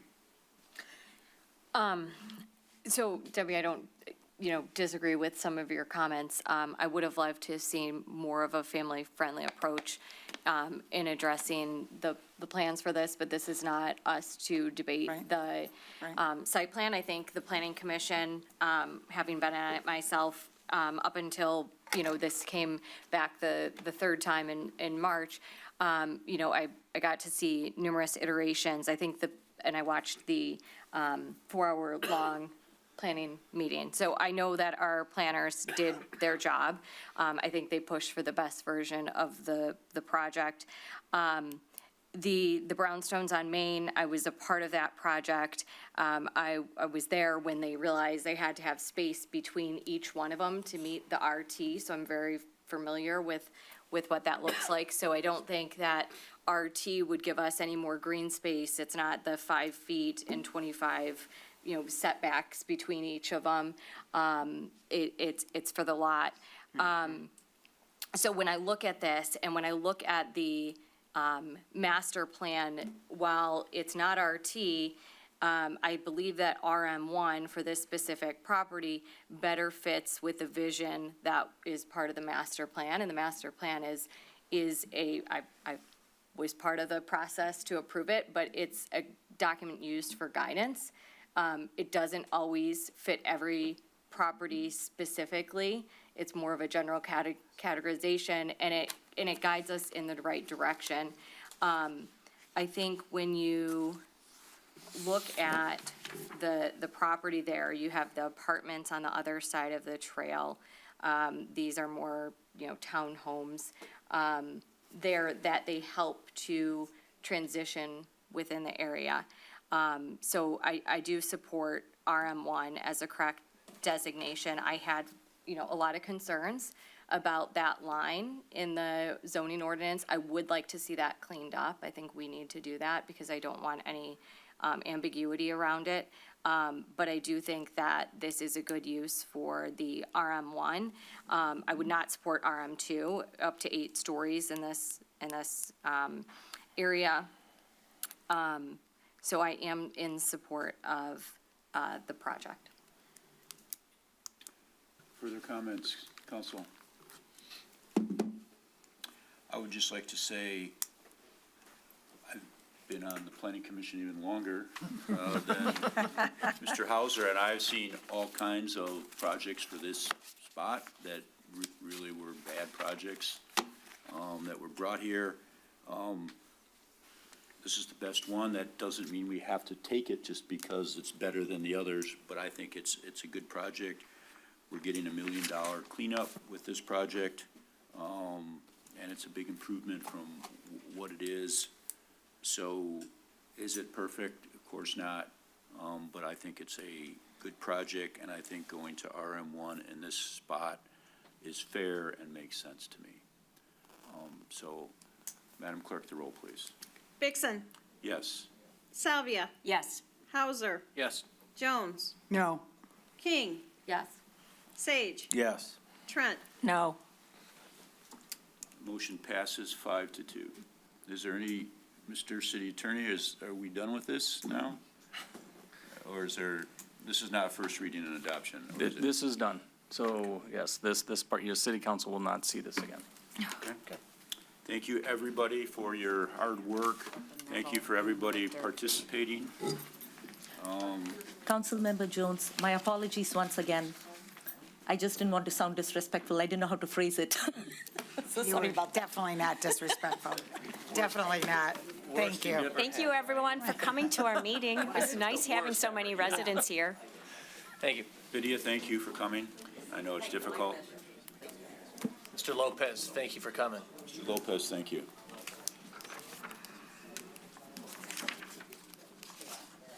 You've got the garbage hauler contract. I know. You guys don't want to talk about the garbage. hauler Nobody cares about the contract, garbage? Doesn't anyone want to talk about the garbage? I know. Why is everybody leaving? Don't you like us? You like 5 of us, for sure. Okay. Let's keep moving. Let's keep moving. Final Stanley Cup game. Yeah. Nick does not want the score out there. Don't blurt it out. Next we have, for reports and regular business, Green for Lifestyle Waste Collection Contract Assignment to Priority Waste. Mr. City Manager, why don't you explain? I will. Briefly what happened in general with them and then what we need to do tonight. Thank you, Mr. Mayor. So we got a surprise letter a couple of weeks ago from Don Barrett, who represents our waste hauler, GFL, and informed us that, not mildly, but a giant contract was just purchased from Priority Waste. They purchased all of the residential component of GFL from Shiawassee County down. And they were going to do this quickly by July 1st. He gave me the name of the new Dan Vinay, wonderful guy. Attorney Crop, myself, and Director of DPW, Ms. Carr, we met with him and Don. Don is staying on in the transition. Don's been through Waste Management, Rizzo, everything. We kidded around with him a little bit, but he did good. He's survived all of it, so he's great. And they used his knowledge, expertise of this town to do it. And our meeting, Jeff led our meeting, and it was, hey, our contract's up in November. We were in the throes of asking for an extension because it's public knowledge. So they had an extension for 5 years at 2% per year. And if you went out to bid right now on waste hauling, we're very scared of that. So we had started that process with Director Mizikar to let's get that going, bring it to City Council, ask to institute the extension. Didn't hear from him for a few weeks, and now we know why they were making this transition. So in that transition, long story short, they've agreed with our meeting that we had to acknowledge and not change anything in the existing contract. And we were going to, after July 1st, they can meet with us officially to talk about the extension. Their indications are, we know what we bought. We bought everything, trucks, employees, everything. We understand what we're getting into. They have a really good reputation. They're already in 53, I think, something like that. Municipalities, we checked on them, love them, high-tech equipment. They're taking it up a big notch. Cameras in the cabs, on the trucks, real-time information. They are way more automated, so we feel good about it. And then, again, we have a beautiful contract that says if we don't like it, we can get out immediately. If they don't like us, they can get out of it immediately also. And we are making sure they didn't feel that way out of the gate. And they think we have a good reputation, how we treat their employees, how our residents treat their employees. So they were very great, happy to take over our contract. And again, after July 1st, we'll bring them into a council meeting, introduce them, and then we're going to talk about that extension. But for right now, the residents will see no change. There are some drivers that left or didn't stay on, so you might see a different driver in your neighborhood if you're used to them. But they have the same, you call, they pick it up. Guy turned right instead of left on my street, we'll pick it up, we'll be right there. So we're very confident that this is a short-term situation. The mayor said right when he heard about it, do you have a plan B? Plan B was don't put your garbage out until they come to get it. But we didn't have a good plan B because he did not want to hear that. So, but we feel really good about the meeting and their representation of themselves, answered any question Jeff wanted, and we feel good about that. So tonight, we're asking to assign the existing contract to Priority from GFL as of July 1st. Councilmember King. Thank you for that. Are they also doing the yard waste hauling? Yep, thank you for that. So they're going to do yard waste, they're going to do recycling. The bins will not change. They're not going to do this again where you have to get a brand new bin. When someone gets a brand new bin, it will be yellow. They bought all the fleet of GFL. They're getting rid of the older ones. Our contract was really in our favor. It said you can't use old trucks here. So our fleet probably won't change. Ultimately, they'll take them in. It takes he said a month to turn them over, to paint them all yellow, and they'll do that systematically because they have a lot of extra trucks, right, that they've purchased. So, but no, everything there stays the same. No difference in anything, basically. Nope, same collection day. Same day. Same rules. That was a lot of discussion that we had. Have we been, so I was reading that Rochester Hills is experiencing pretty big disruptions in terms, and I think it's primarily the yard waste. So I just was curious if that's impacted. He said there could be glitches, but we haven't had them yet, so. Okay. Well, I think there's other communities have They had had major glitches. Unfortunately, we haven't. And they acknowledged that, and they said some of it is a new driver doesn't know to, again, turn right instead of left, or miss this or that, but they were quick to remedy any complaints that they had. Oakland Township had some big issues. Councilmember Trent. Yes, so what happened to the state-of-the-art facility in Pontiac for recycling? Are they purchasing everything? And, I never made it I out think they there. bought that as well. I I'm think they just- bought that as I think well. they bought the recycling centers. Yeah, They did. they bought that. Asset purchase. Okay, okay, good. So we should see no change. So tonight, again, just All to ask for a transfer. We'll get that Councilmember sorted. Sage. Assignment. Thank you, Mr. Mayor. So, just to clarify, no interruption in service, no reduction of service. Correct. Okay. With that, I will make a motion to authorize the city manager to sign the letter of consent. Motion by Councilmember Sage, support by Councilmember Jones. Discussion? Mr. Mayor, one more thing. They will honor DDA dumpsters, City Hall dumpsters, yard dumpsters. They didn't do that for all the communities because our contract was written to pick up front-end stuff. They did that before they took over the residential. So they're honoring every single thing that GFL did, just for the record. Madam Clerk, the roll, please. Vixen, Yes. Salvia, Yes. Hauser, Yes. Jones, Yes. King, Yes. Sage, Yes. Trent. Yes. Thank you. Next is receipt of the check register. If there's any questions? Under various boards and reports from boards and commission. First is the City Beautiful Commission. Councilmember Jones. We had our last meeting. Sorry, I'm not prepared for some reason. And we did a lot of talking about the, because I don't think you were there. No. The murals that are going to be on the back of the Kiwanis. There will be a grand opening. They're kind of trying to keep it quiet. They're going to do a ribbon cutting and make a big deal, but they don't want the public to know yet. So really, they want them to know something's happening. They don't want them to know the date yet. So they're going to kind of plan an event around that. Other than that, we're not meeting again until August, so we're on break. Other than that, I don't think, Nick, anything else is really going on. Okay. Thank you. Next is a report from the Asset Management Committee. Mayor Pro Tem Salvia. Yep, thank you. So in the packet is the agenda from the meeting. So really for council's information, I just want to make sure everyone knows we've kind of restructured this committee a little bit. So you notice the committee is the mayor, myself, and Councilmember Hauser. We will bring in the DDA. We will bring in residents when we're discussing topics that are applicable, where we want their input in their discussion, such as water rates. We've always gotten really good resident feedback on water rates. So number one on the agenda was the curb and gutter replacement program. This is what we tried to do last year, and then it didn't happen. So the bids came back, and we have a scope of work that will be coming to council. This meets kind of the goal and the intent of the committee is to focus on the east side on curb and gutters. We've got some potential trip issues in some of the subs area where we really need to get on those curbs and gutters and get those replaced. We also talked about the 2024 mill and fill our roads, so that map also and those projects will be coming before us. We had an update on our study regarding our Great Lakes Water Authority, the rates we pay. We have a contract through Shelby. So we've been studying how else can we get water through Great Lakes Water Authority? Can we become part of NACWA? Can we somehow partner in with Rochester Hills? We can talk more about this when we talk about water rates, but the long and short of it is NACWA really, we would negatively impact the system. So basically, they do not want to add us in any other direct connection other than how we currently get water through Shelby.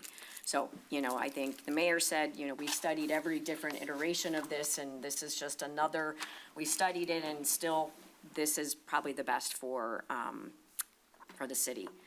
So we'll have more discussion on water rates. That'll be coming later this summer, as well as more updates on our summer construction projects.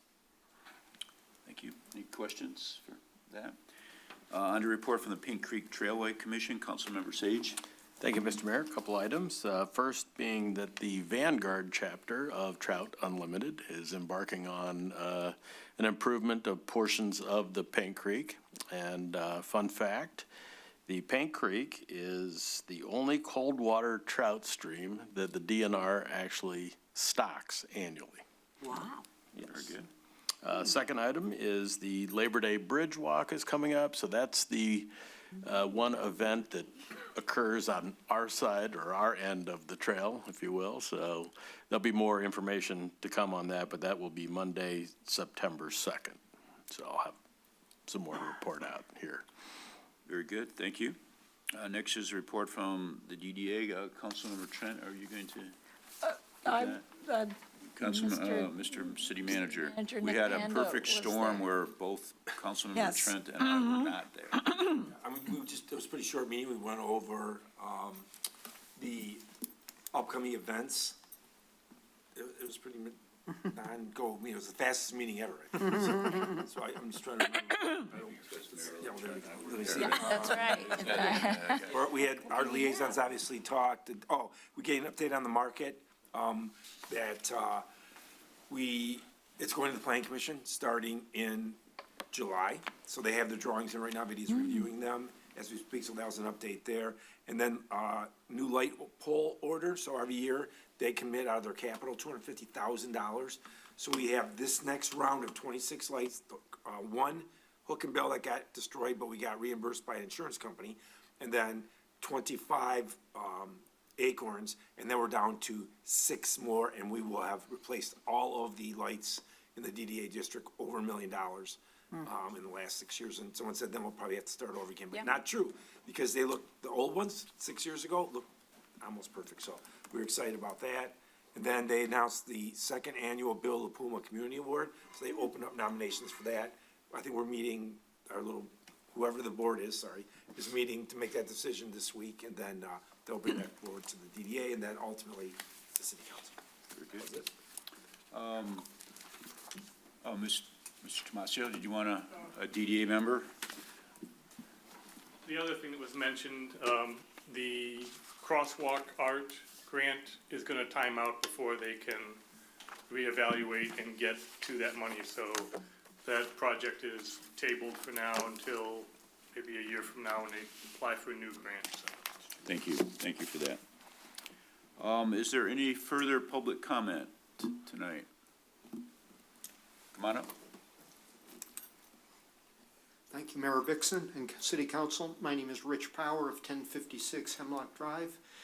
My request to the city is that we consider applying to the Road Runners Clubs of America for a designation of runner-friendly community. And this designation is free to apply. It's a little bit of effort in applying, but there is no charge. There doesn't appear to be any downside risk to the city from what I can see. I've started looking through the application process and sketched out some potential answers, so if you'd like to designate someone to work on this, I could. How about we designate you? Sure, I'll work with you. Yeah, thank you. Yeah, thank you. I'll reach out to you. Councilmember Hauser? Well, sure, and Rich and I go way back, running thousands of miles on the trail, so if you need help with that, let me know too, we can get Keith and Kevin Hansen to help us out as well. Oh, cool. And Okay. All right. Rochester is a nationally known running community due to the Hanson running program and some Olympic qualifiers, and That's great. Thanks. Great, thank you. Thank you. Yeah, Thank you, Yeah, Richard. I've met with the leadership of the RRCA at the Olympic trials back in February for the marathon, and I'm sure they'll accept us very well. I'm sure Thank you. they want us to apply. Oh, great. Nice. Thank you. Thank you. Could I ask a second question? Yeah, Second item is that Sarah King and I, Councilperson Sarah King and I attended the May 16th Paint Creek Trailways Commission meeting. I think Steve was out of town on business. And at that meeting, Sarah mentioned the issue on the trail. There's like a 400-foot section, couple 100-foot section of the trail straight out from here that gets rather wet, more so in the winter than in the summer, but nonetheless, my request, anyway, so Sarah and I were, found out in that meeting, one of our representatives from City of Rochester felt that the City of Rochester has like assumed the maintenance of that portion. It essentially runs from the entryway, the asphalt entryway into the park, near the park maintenance building, down to where the sidewalk ends, the cement sidewalk that kind of runs by La Pumas. So, anyway, that whole stretch might be about 400 to 500 feet. The problematic area is really only about 200 feet. My request is that if we could please look at if we could just build that up by an inch, of course, that means we might have to build it up by 2 inches to allow for settling. I think even an inch could help resolve this water over the trail issue we have out there. Mr. Mayor, I have an update on that. So Carl Meyer from our parks is very aware of that situation. It's been going on for years. So they did it. He sent me a video, and then we went out and looked at it. It's in going north, there's a giant cottonwood. They made a ditch, and that ditch went parallel to the trail, kept it dry. The cottonwood's roots have grown up so big that and when all the debris falls in the spring, it blocks the ditch, and then it comes over the trail. So as soon as Carl went out there, released the water, took 8 minutes for it to get from there to the end, and it's done. So it's not raising the trail, we're gonna put swales to keep the water from ever getting to the trail. We don't really necessarily need it higher, but we need to divert that water. We know exactly where it's coming from. It's coming a long way. But we're very aware of that. We're doing our best to get that fixed quickly, so. Thank you very much. Thank you. I was out Councilmember on, King? I was just gonna say, I was out on the trail when they were doing the work, and I saw them, like, they actually got it flowing, which was nice. It's just, is it gonna be? It's not the permanent fix, Will you right? be able to maintain it, right? I haven't been on it since the storm on Thursday, so I don't know what the condition. Probably not good. If it held. But, you know, We're looking for a permanent fix, so.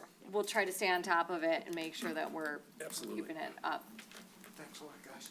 Thank you. Thank you. Thank you.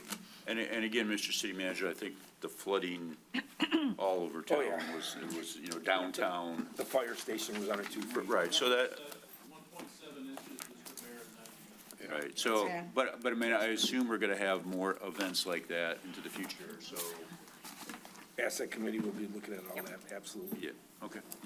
Any further public comment? Brian, anything out there? Thank you, there is none. Okay, thank you, and thank you for staying tonight, Brian. On to general miscellaneous, Mr. City Manager. Just 2 things. One, you reminded me of on the runners, we got approached by the Mountain Biker Association. They want us to apply to be part of that group also. Carl Meyer, speaking of Carl, was the president of that at one point back in the day. So we're looking to make a partnership with them because a lot of folks go off the Clinton River Trail into Bloomer, and there's a whole series of trails that they want to recognize, put some money into signing it, maintaining it, et cetera. So we're looking at that.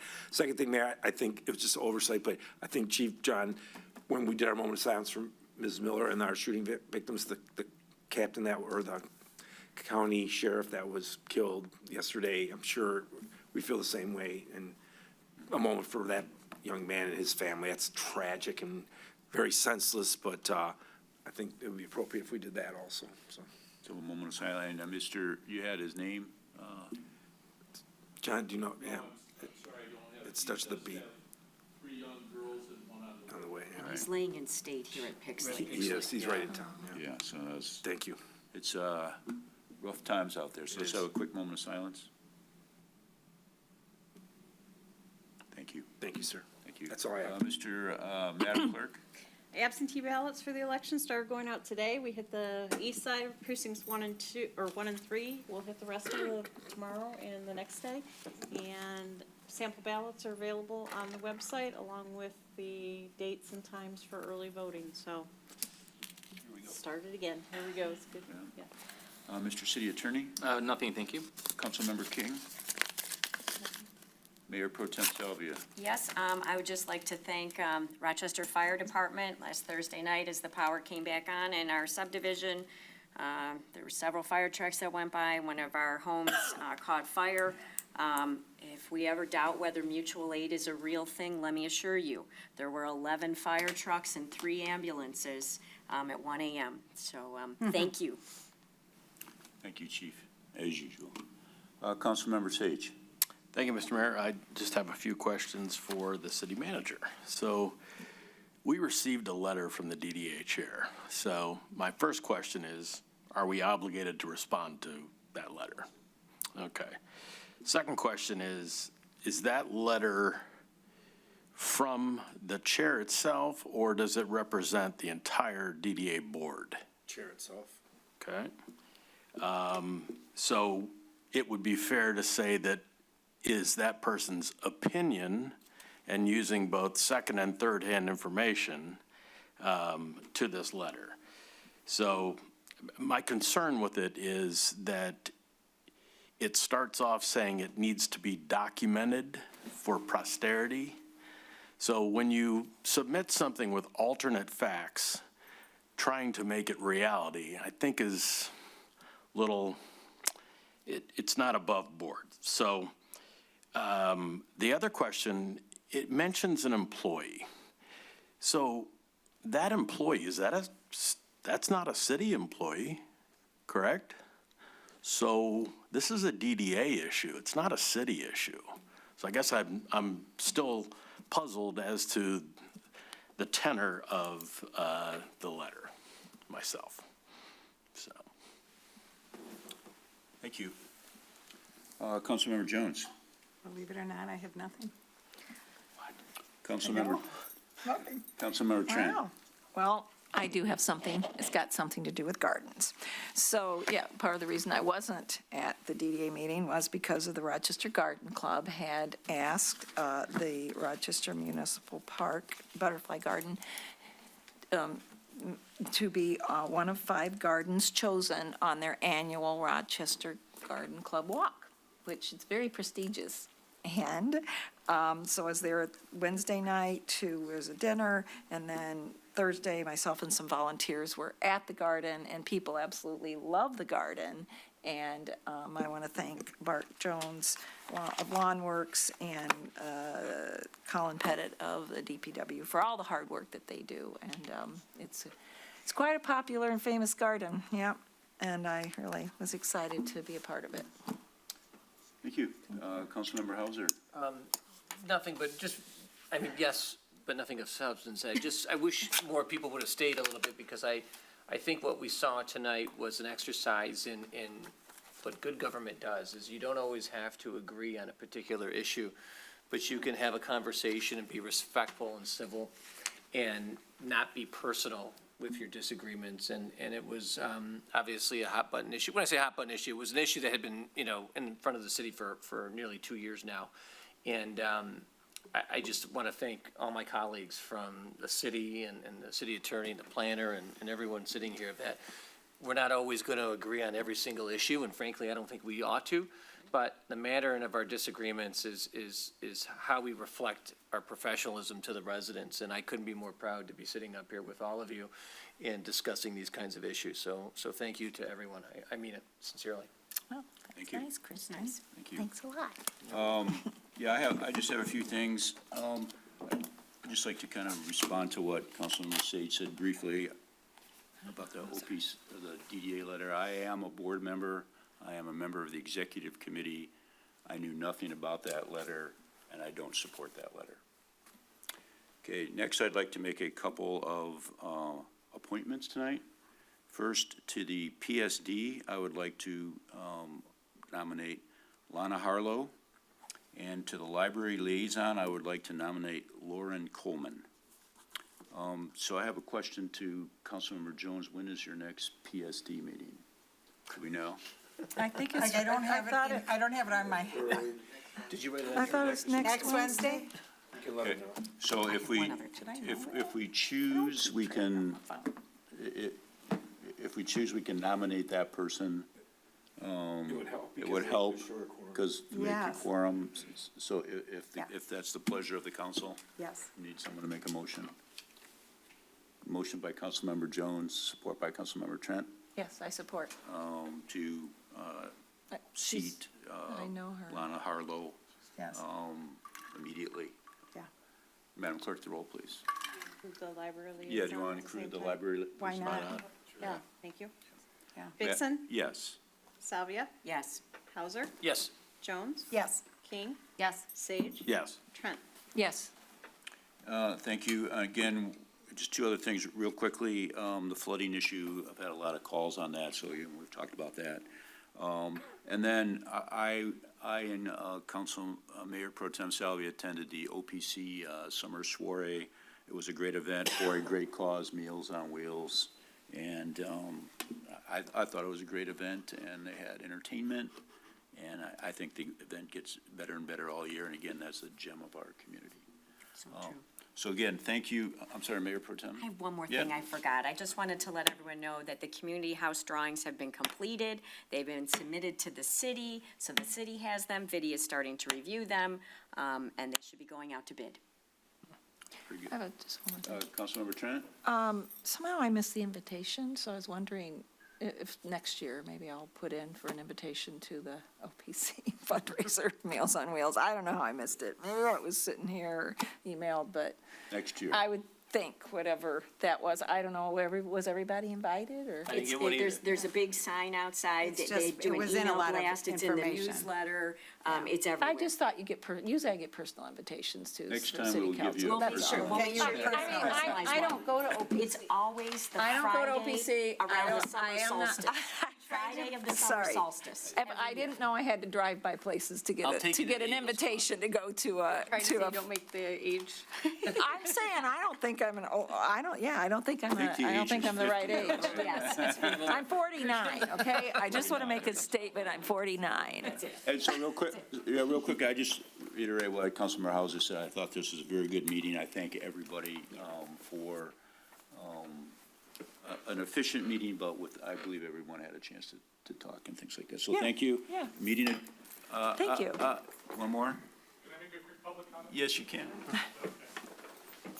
Sorry, you had your hand on the gavel. Bob G. Tomaso, 426 University. I guess the only thing I'm thinking is, I understand the desire to have young family housing, but you look at the cost, vacant lots are selling for $400,000. The cost of construction, I mean, $600,000-$700,000 is kind of becoming the norm.